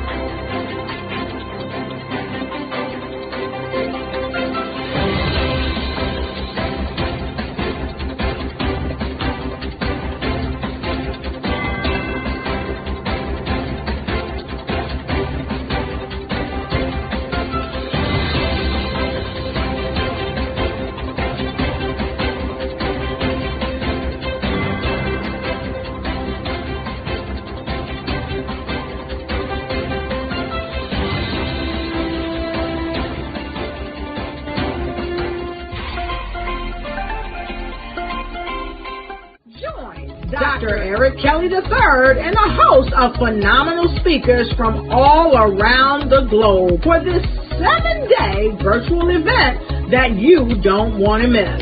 The mission of the Black Business Expo is to raise scholarship money from kids all the way from high school, all the way from college. The Black Business Olympics is one of the largest Black business showcases in the world. It is an opportunity for businesses and companies to showcase their businesses globally. We are going to be giving away laptops up to $5,000 away to students.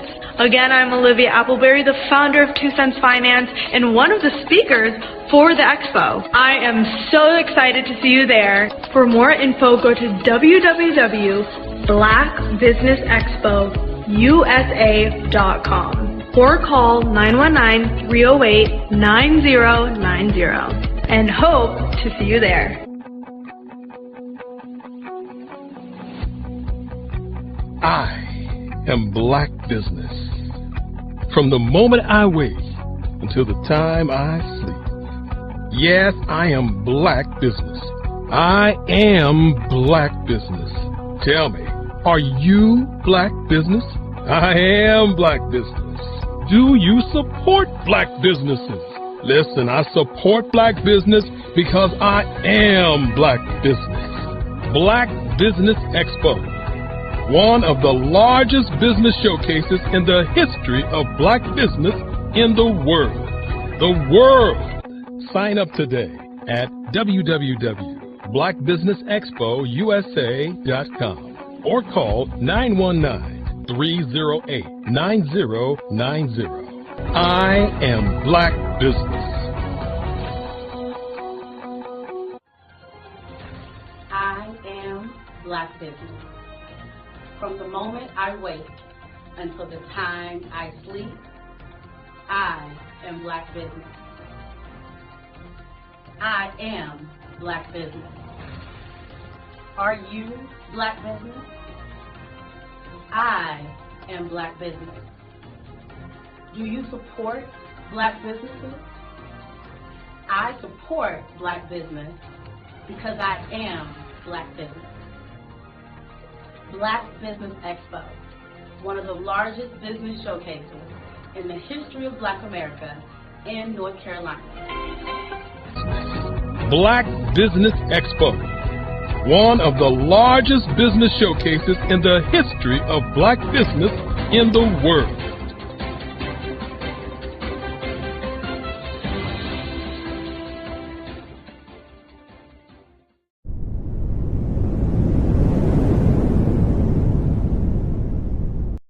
I am from Washington, D.C., but I was raised in Durham, North Carolina. I came to Durham when I was about 5 or 6, and then I traveled back and forth to D.C. because it's where my people are from. One of the unique things about my family is my mother, she's also an artist. She does quilting, and she does a lot of artistic things, and then my son, he draws with both hands, his right hand and his left hand like I do. So that's kind of a family trait.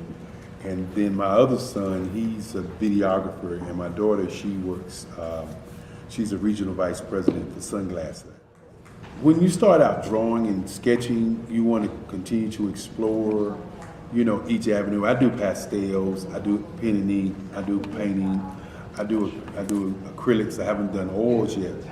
But I try to do all facets of art. What I say to a lot of times to people is, you know, you can't put yourself in a box when you're an artist. You have to explore. And over the course of my life, I've tried to explore different mediums. I also do sculpture as well.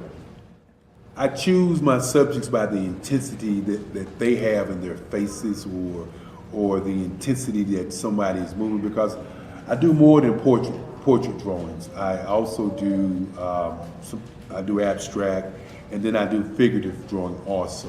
Well, what happened in this particular show is that I started out trying to come up with something that would be a little bit different than what everybody else is doing. So I was working on a Barack Obama show, and they wanted me to do some paintings of Barack. And so what I did was, because of the deadlines, I kind of did it kind of fast. And then I realized when I was doing it fast, I enjoyed it. And so then I started doing other pieces the same way, and I started to enjoy those pieces also. And so I came up with this particular style. And it's a style of lines and colors. And what's interesting is that when I was in college, I did a show called Lines, Colors, and I talked about the boldness of the blacks, the hotness of the whites, and this is how this has come about, you know, later on in my life.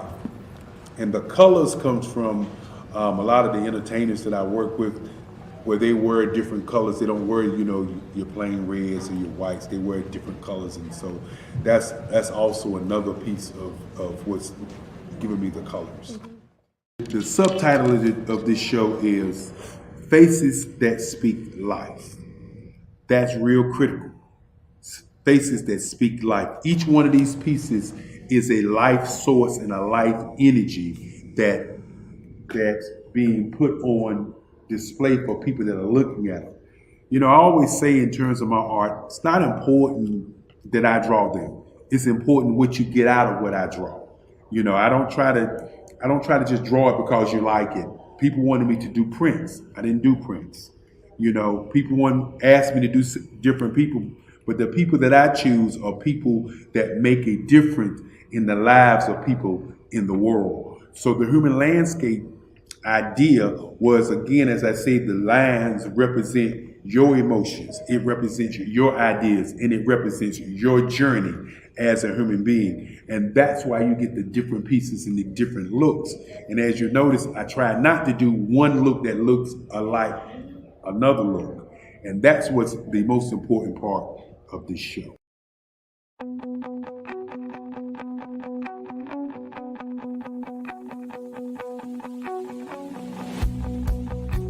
I am Black business. From the moment I wake until the time I sleep. Did you know that approximately 333.34 million businesses exist today, according to a report from 2021? And you may be one of those businesses, or maybe you're not in the business market yet, but you're aspiring to be a business owner. Well, guess what? You're in the right place at the right time. Because let's face it, everything is about timing and opportunity. Hi, my name is Dr. Lotus Richey, and I'm the CEO and founder of the Lotus Richey Coaching and Consulting LLC, along with the Lotus Richey Ignite Show. 15 minutes of success with Dr. Lotus Richey, as well as books to boom your business and bring who you are. And today, I want to bring this amazing message to you about the Black Business Network and the Black Business Olympics. See, the Black Business Network and the Black Business Olympics is designed to help people just like you, that's right, that look like me, to take their business to the next level. Not just in your front yard or your backyard, but globally. The Black Business Network and Black Business Olympics is designed not to just help you survive, but to help you thrive. So join us today as we come together with businesses all around the world to support our students, our children, our young teens, our young entrepreneurs. What we do is we come together to help raise funds for students who are aspiring to be business entrepreneurs, who are aspiring and who are thriving in college. We endow them with a wonderful opportunity to gain scholarships of either a laptop or several thousands of dollars.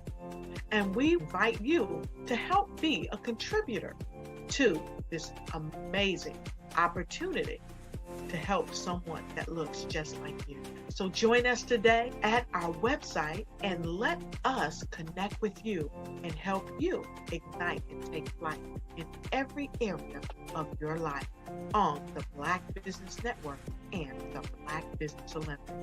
I'll see you on the other side.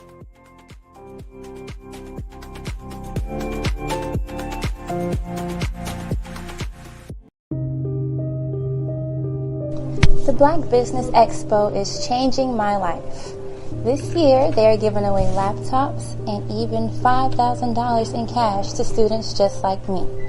I'm Alexis, and I want to go to college to fulfill my dream of becoming an entrepreneur. Help the Black Business Expo going to www.blackbusinessexpousa.com and also becoming a vendor, a sponsor, or donating.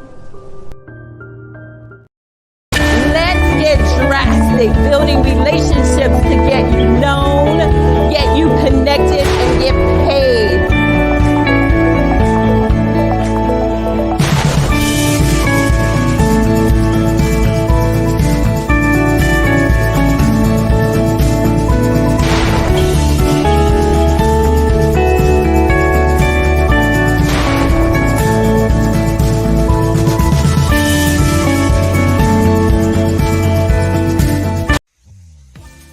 Are you ready?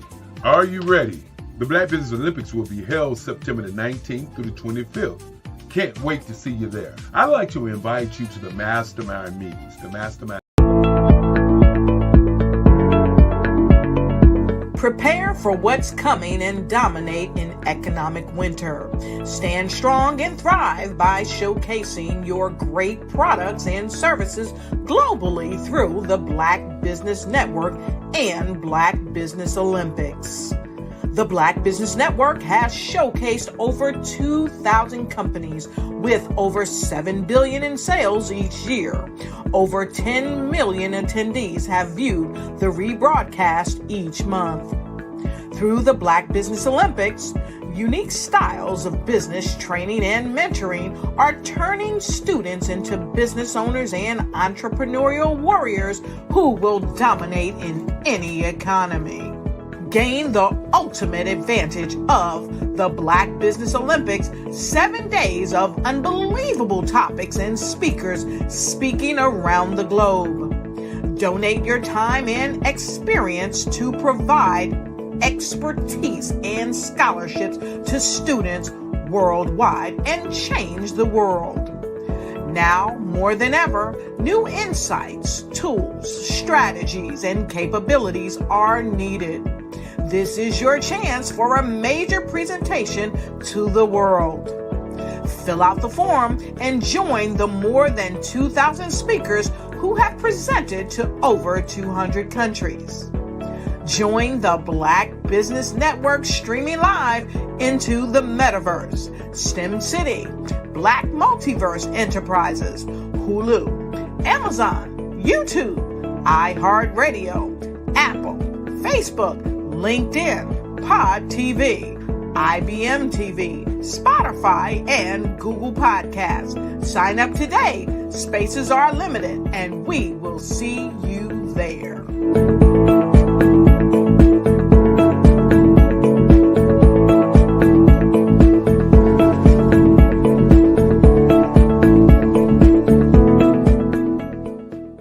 I'm Ramon Ray, founder of Smart Hustle Magazine and smallbiztechnology.com.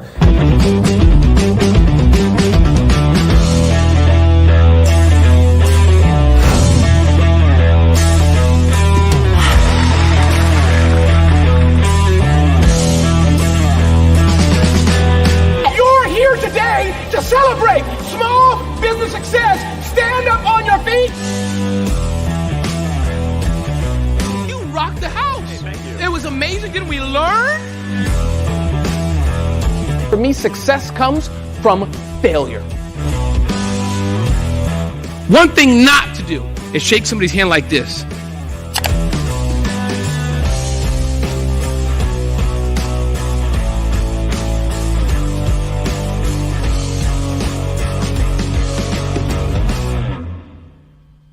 I was born in a little village on the island of Haiti. Many deadly diseases pounded me. It is as if they were on a mission to end my existence on this earth. I refused to give up. In 1983, I left Haiti and came to the United States of America. And I came with $5, 2 shirts. I didn't speak any English. I came to Atlanta. I got a job. I was a doorman. I was a doorman with a dream. What I used to come on stage. I'd rehearse this moment that I'm standing in front of you. That's the power of a dream. Maybe today is the day you begin acting as if you already have it. And then step out with full force. Take a risk. No condition is permanent. Don't let your situation distract you. You are chosen. You are called. You are born for a purpose in this life.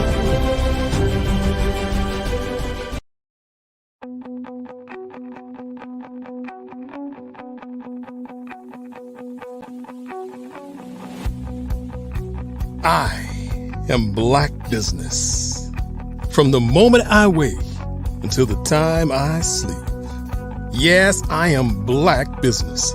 I am Black Business. Tell me, are you Black Business? I am Black Business. Do you support Black businesses? Listen, I support Black business because I am Black Business. Black Business Expo, one of the largest business showcases in the history of Black business in the world. The world! Sign up today at www.blackbusinessexpousa.com or call 919-308-9090. I am Black Business.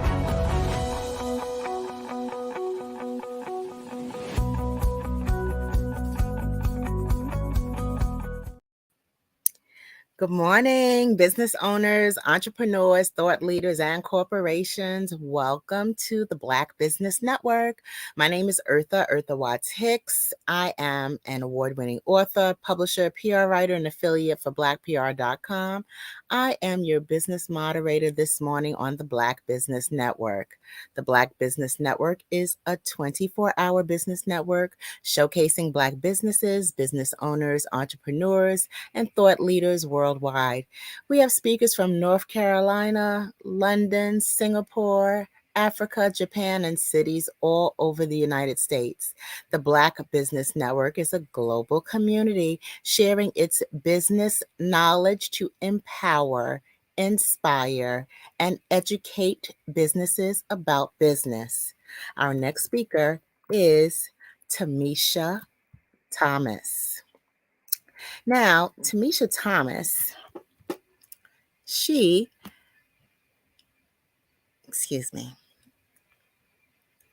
Thomas, she is an educator, entrepreneur, community organizer with a huge heart for supporting our youth in wealth-challenged communities. Tamisha Thomas is a graduate of the University of Alabama at Birmingham and has worked in radio and television as well. Tamisha is the founder of the TMT Youth Community Foundation, a nonprofit organization that trains youth and prepares them for careers in science, technology, engineering, arts, and math. Welcome, Ms. Tamisha Thomas. Tamisha, welcome. Hi, Miss Hicks. How are you doing today? I'm great. And I'm very interested in hearing more about what you do. Genius is coming, so I will see you on the other side. Thank you, Eartha. Hello, everyone. I'm Tamisha Thomas, and in the past, I have been coming to the Black Business Network telling you about marketing and what me and our youth do for businesses, how we are able to make marketing affordable, and how we do events, how we do websites, how we do social media for small businesses. And today, I have one of my clients here today, Miss Pam Kelly. She is a futurist. She is a prepper.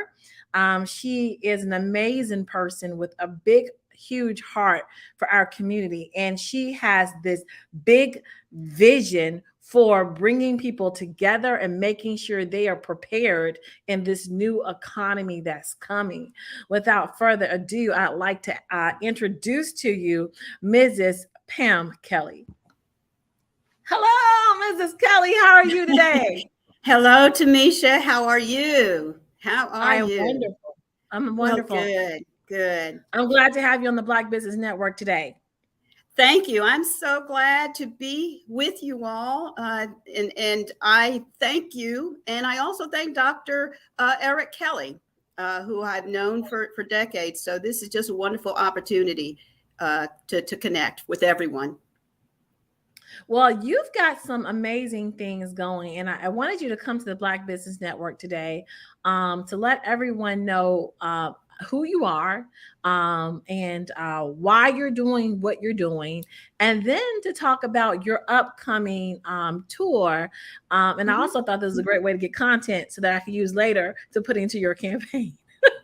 Okay, well, great. So everyone, my name is Pamela Kelly. I'm founder of I Prep to Thrive. I am an inventor of a tool called Cashflow 5-10-10-75, which is a preparedness mobile app. And I can talk about that a few more minutes later. But I'm also a proud partner of TMT Youth Community Foundation. And again, I want to thank Dr. Eric Kelly with the Black Business Expo for giving me an opportunity to speak with you all today. So I am a prepper. I am not a doomsday prepper. I'm what's called a life cycle prepper. Because I've always felt that doomsday is something you simply cannot prepare for. As a person of faith, I believe that you can do the best you can, just stand, and the Lord will decide on our future at that time. So for doomsday events, that's something I leave to the other doomsday preppers. But life cycle preparedness, that's all about preparing day to day to meet the daily challenges of finance, being strategically prepared, and to be able to survive from at-risk and survivable events. So that's what I engage people in sharing information about that. And one of the most basic things that we can do and that I promote is simply to start saving for an emergency cash stash.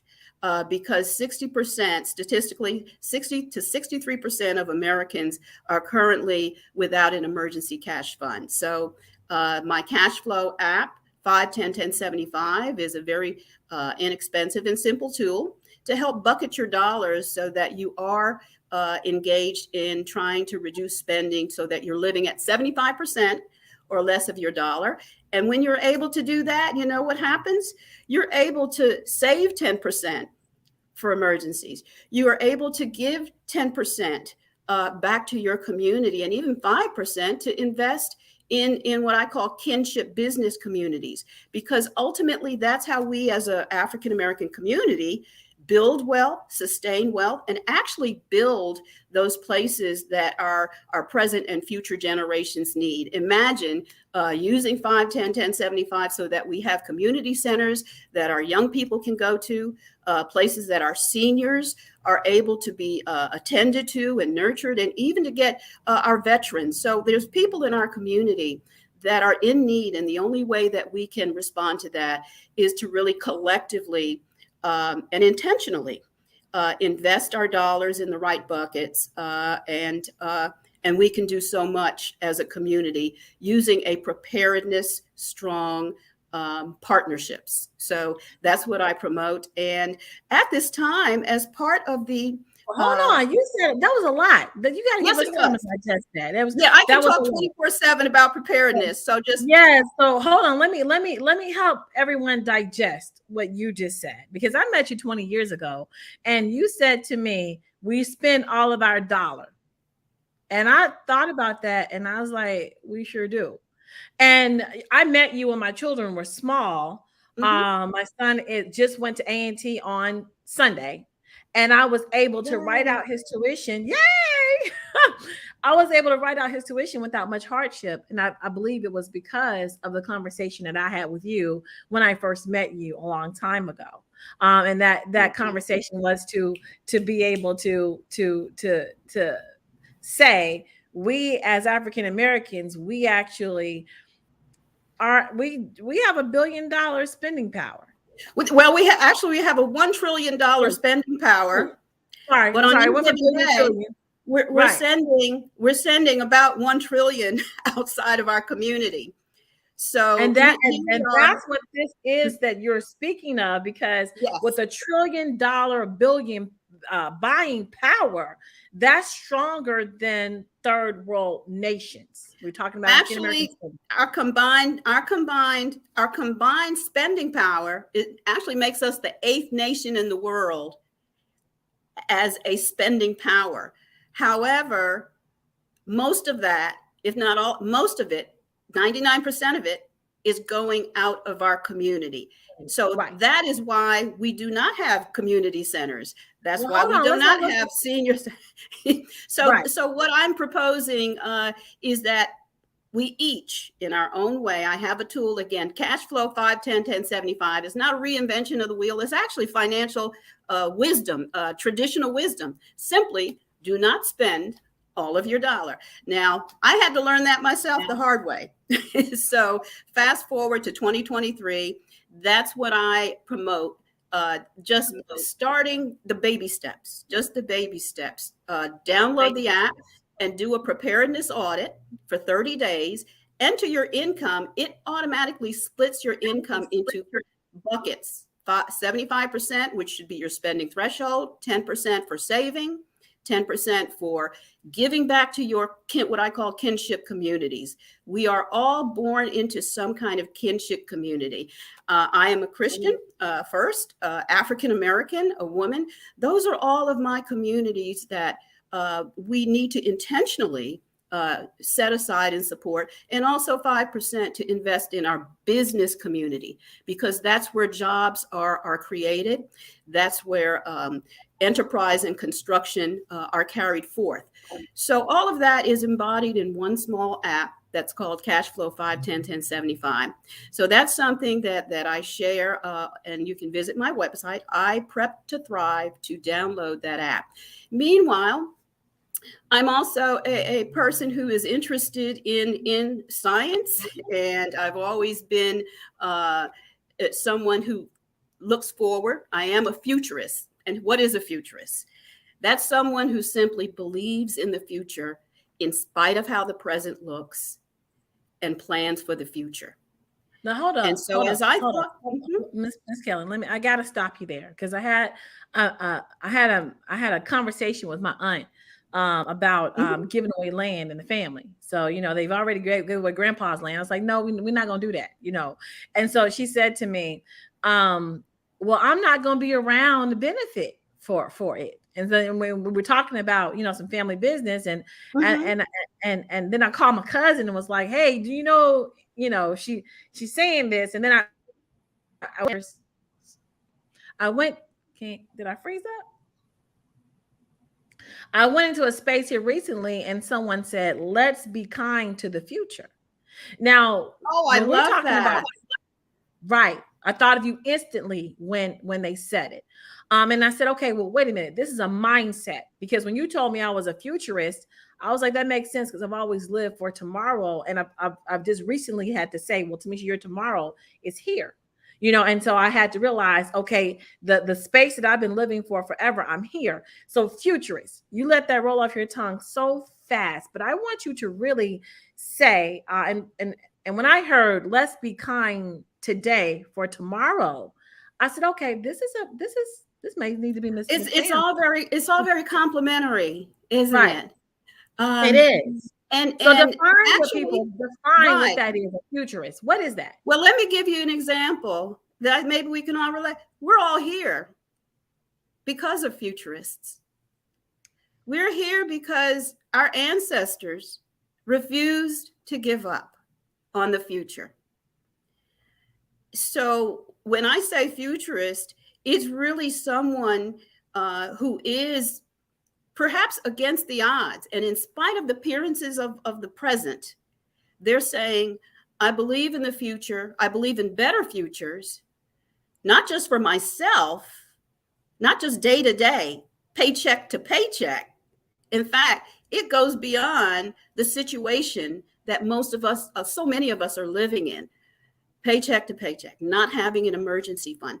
It's going to take a mindset transition to say, in spite of that, I'm going to take this dollar that I have today. I'm not going to spend all of it. I'm actually going to intentionally set aside a dime out of it each week.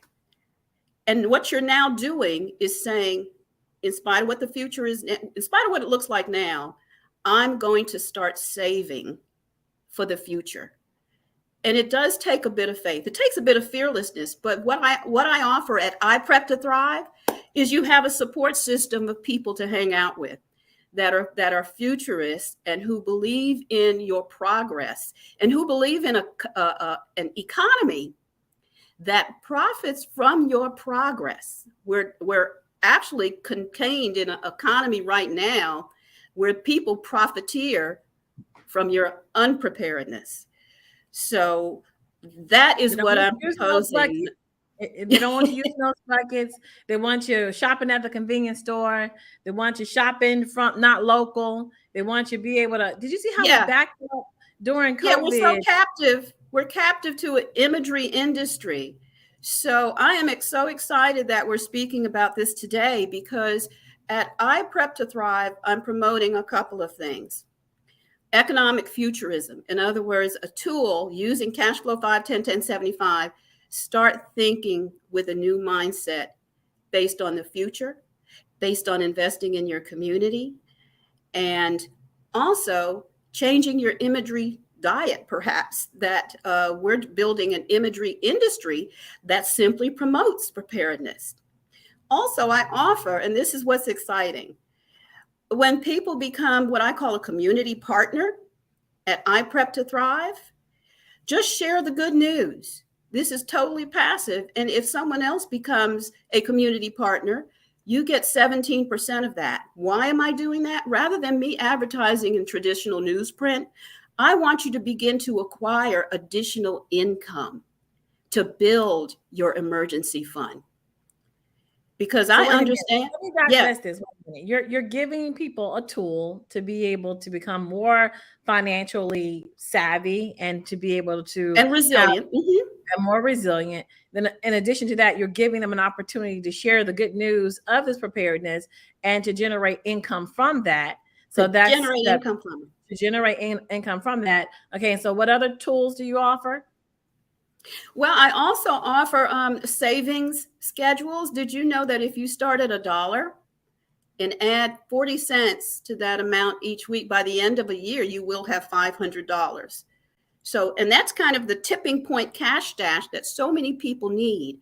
So the main tools that I promote is the cash flow tool, just to get you started.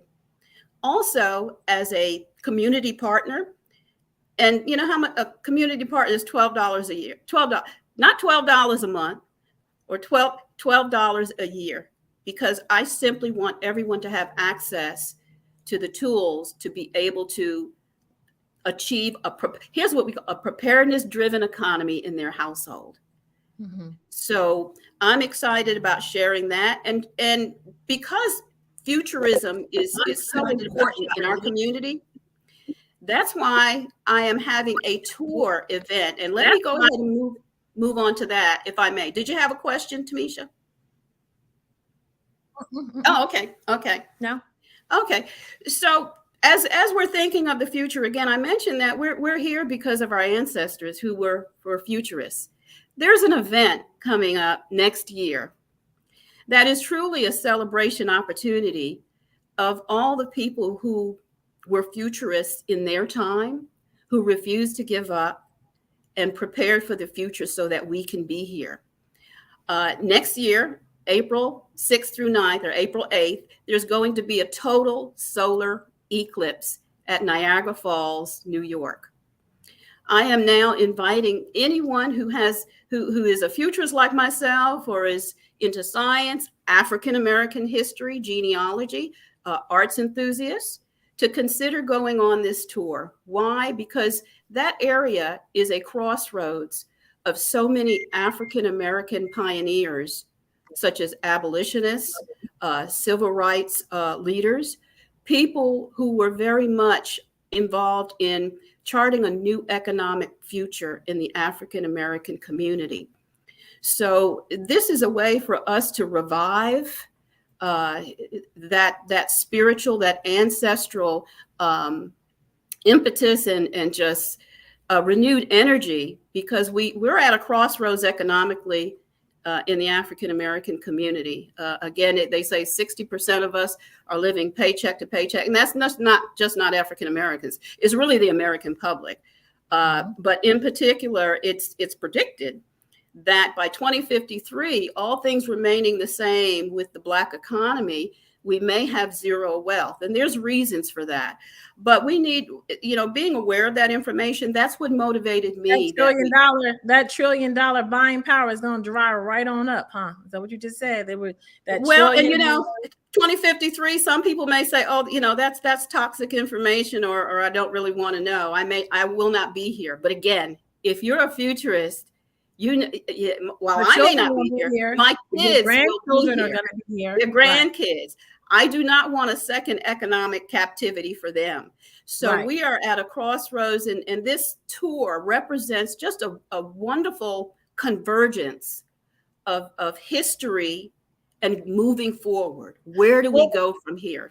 What I love about this tour is that DeSantis in Florida just created this environment where he is restricting history from the residents. The government has reached their hands into the classroom and said, when you talk about Ocho, this community that had a large massacre, make sure you reference the point that 2 white people died as a part of their friendly gunfire, and let's rewrite this history as a massacre where African Americans massacred themselves. So there's a skew of history here right now when we're talking about history.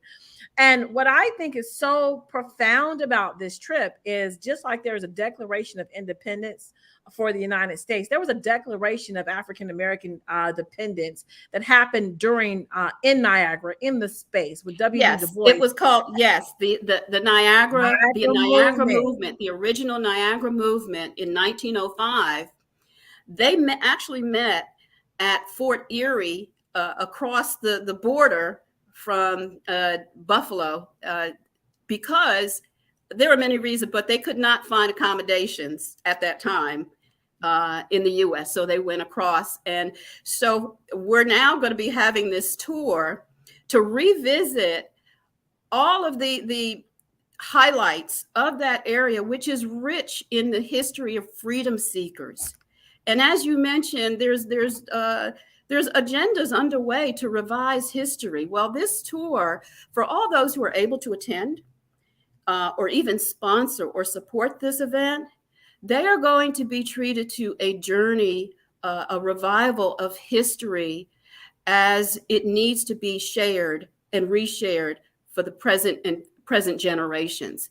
Because if we don't do it, if we don't revive it and make it a movement, again, not only just an economic movement, which I call Niagara Movement 2.0, but a new imagery, a new industry, preparedness industry of imagery that really engages our young people on how much we were a people of royalty, a people of intellect throughout our history in America. So again, this tour, for everyone who supports it and participate, it's going to be a memorable journey and a new beginning, really, which I call Niagara Movement 2.0.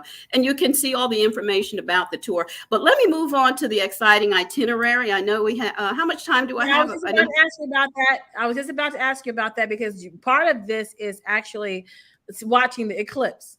And so the sun moved past the moon. And in doing the research, I found out that this has an effect on recharging the pineal gland.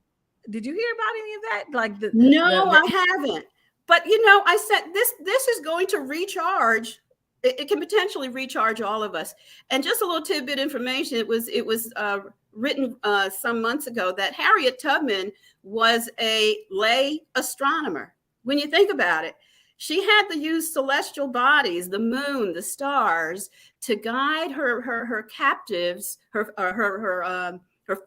freedom seekers, her fugitives to the Buffalo border, and some of them stayed. So there are people who are descended from those freed slaves who, once they reached the north, but then some went further north to Canada. So we're excited because we're researching the possibility of meeting with some of those folks who are descended from the very people that Harriet Tubman helped to escape to Canada. But also this celestial event, it's a once in recorded history. It has not happened that a total eclipse has occurred over the majestic Niagara Falls. So there have been eclipses. Tell us, give us the itinerary. So you get there, was it Friday night? Let me get to the itinerary. So again, it's April 6th. It's over a weekend, which does include Monday, which is when the eclipse actually happens. So our adventurers, as I call you those who attend, arrive on Saturday. And we will have arrivals throughout that day. And we have a great hotel rate, the best hotel rate, because for that weekend, if you try to get a room, it's going to cost you upwards of $300. We have room rates of $159. That is phenomenal.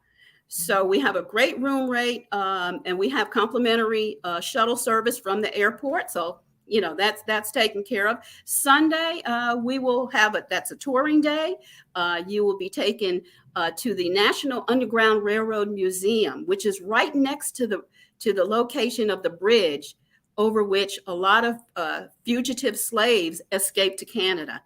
This is just so many historic moments built into this. In the evening, we will have a wonderful banquet. And then that Monday, of course, we gather at the best viewing point. We've confirmed that. We have a chart. We've chartered a bus, and it's a done deal to take us to the best viewing point overlooking the falls to witness the eclipse. And I like the word you said before, majestic. Majestic. This is majestic. You've got all this water, which we know that water rejuvenates you. And then you have this act of nature that's gonna come, and for like, what is it, 3 minutes, 2 minutes? It's going to be about 5 minutes. That day, in the middle of the day, it will descend into the black of night.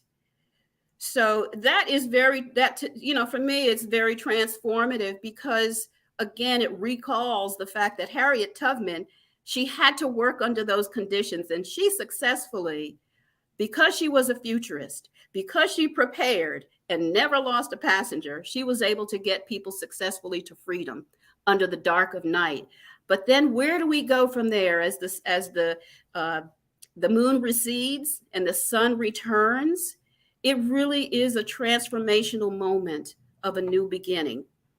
So the gathering of people there, and even for those who can, here's something else. For those who cannot attend but do support this event, we're going to be able to stream it using technology. I'll be working with Miss Tamisha to make that happen. Like, how are we gonna stream this from the Well, because the technology makes it possible. We need a generator with some cell phones. We'll see. Yeah. Okay. Yeah, well, we'll make it happen again where there's a will. We got 8 months to plan for this. So, but here's another highlight throughout the event. Again, there's so many people that can be honored from our past. Not only Harriet Tubman and Frederick Douglass, the founders of the Niagara movement, but all those who in the recent past, we've been through something, a pandemic. We've lost people too soon. We have our young people who were actually, to too many negative factors, we're still losing. We need to have a trip. And so we're going to have a candlelight tributarium, I call it, throughout this event, that people who sponsor, we're just going to lift all those names up during this eclipse symbolically, that you're with us, even though you may not be able to be there. So there is so much positive outcomes built into leading up to this event, preparing for it. And a lot of people say, well, that's so far in advance. Well, let me tell you the benefit of committing to an event and planning for it in the future. It brings out the power, it enhances the power of faith. Again, similar to our ancestors. They did not see what the future held. That far in the past. I can't wait to go. I'm like, we get an eclipse. Well, and so as I wrap up, so that's the itinerary, April 6th through 9th. So many wonderful activities built in. And tell them about the guy who built all the pictures in the so one of the special guests is going to be E.B. Lewis. He's a colleague and friend of mine who is internationally renowned as a fine artist and a children's book illustrator. Some families may have his books in their library. He did the hundreds of paintings that are now in the National Underground Railroad Museum.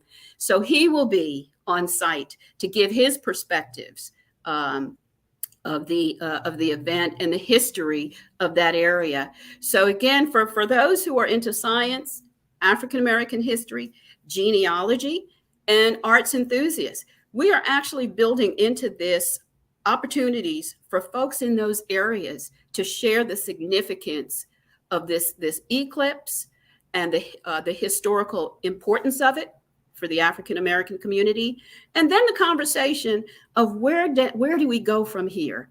That's the Niagara Movement 2.0 conversation that everyone should look forward to. So again, I am so thankful to Tamisha for allowing me to share this information. And I'm just going to add an incentive here. For those who have listened to this broadcast, because I want to support the Black Business Expo and Dr. Kelly. This is something wonderful that he's been doing for the last 30 years. We need to honor that.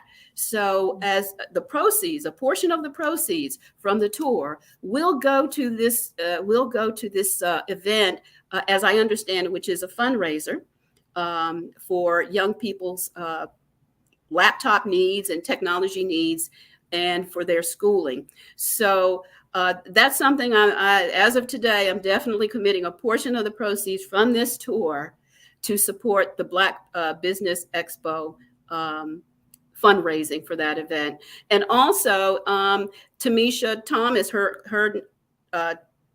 Too Much TV Foundation, or TMT Foundation Network, they are already in my 10% community investment bucket. Again, that points to the power of everyone saying, I now have a tool in which I bucket dollars that intentionally go into the empowerment and growth of wealth in my community. That's the only way that we are going to avert, the statistic of zero wealth. We all have to become a preparedness-driven economy in our households, our businesses, and see what the future holds. You'll be amazed. Thank you. Thank you, Miss Kelly. Can you tell everyone how to get in touch with you? I can be reached at Pam. My email, I'll give you my email address, pam@iprep2thrive.com. My website is www.iprep2thrive.com. And you can even text me at this number, 919-371-8207. Well, we want to thank you today for being a guest on the Black Business Network, the Olympics, and we want to thank you for sharing the Niagara Heritage Tour. And we will see you on the other side, Ms. Kelly.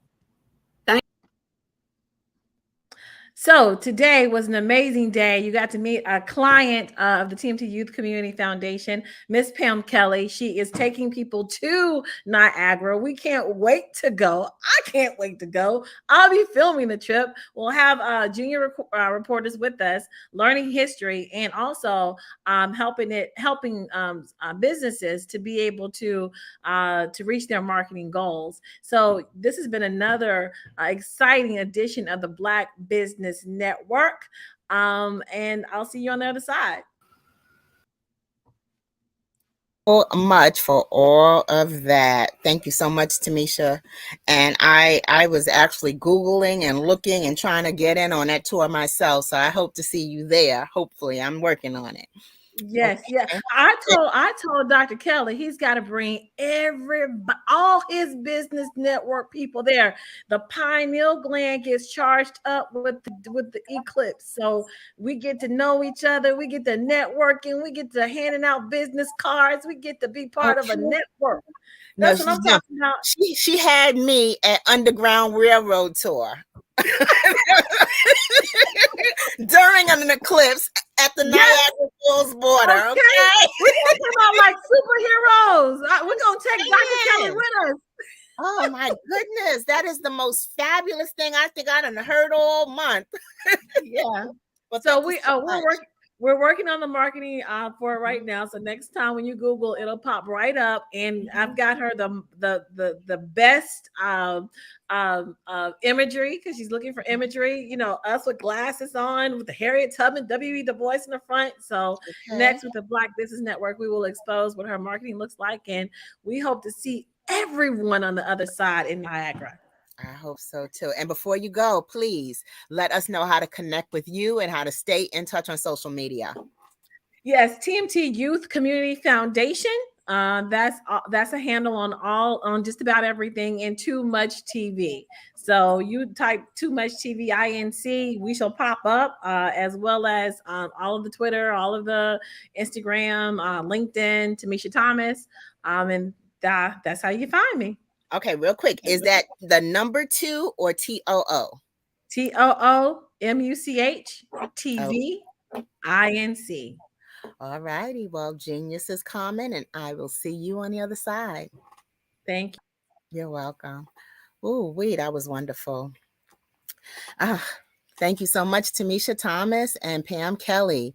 The Black Business Expo's mission is to raise funds for high school seniors going to college or K through 12 entrepreneurs. This expo is a fundraiser for students. You may go to www.blackbusinessexpo.com to donate to the scholarship fund, or use the Cash App that's on the screen below, or enter $BBX USA. Our goal is to give laptops and up to $5,000 to 10 students. Students can register online at www.blackbusinessexpo.com. Every dollar counts, so we want to remind you to donate to the scholarship fund, however large, however small. No dollar is unappreciated.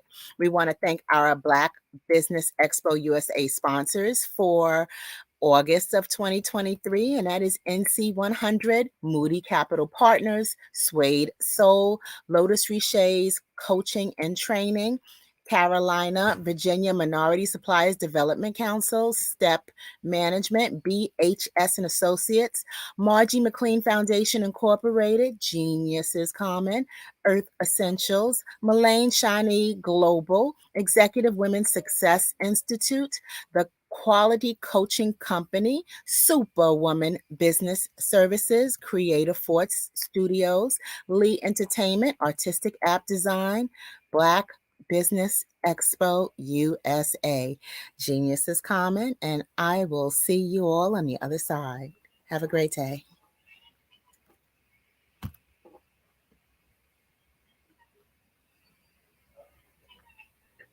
We all have the opportunity to impact the lives of others.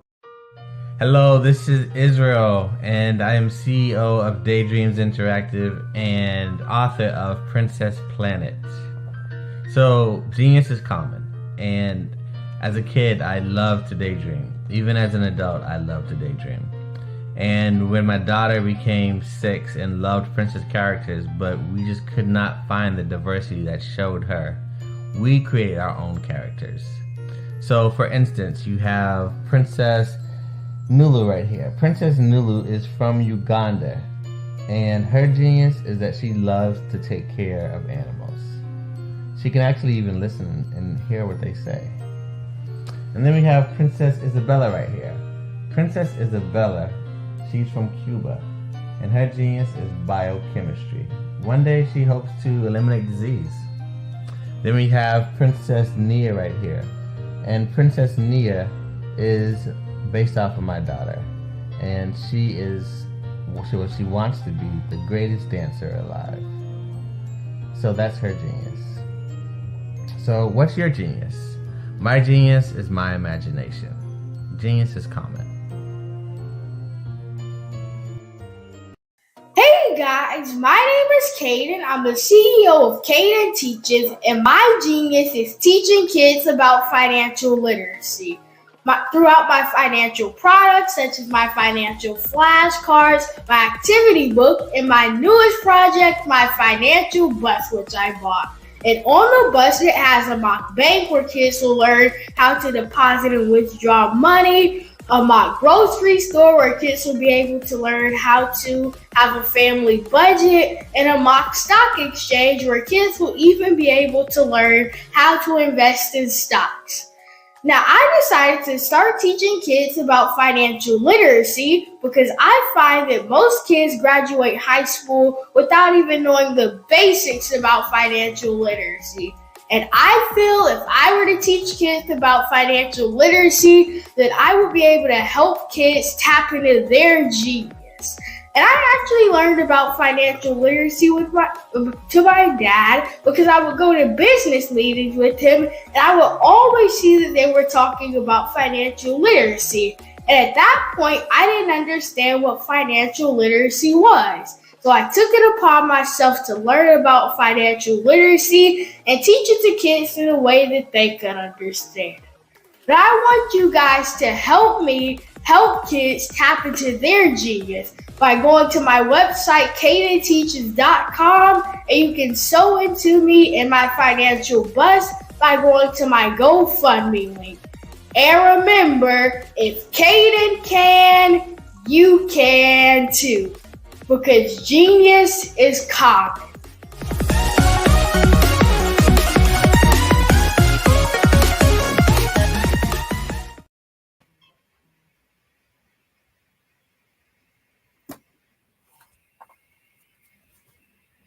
Hello.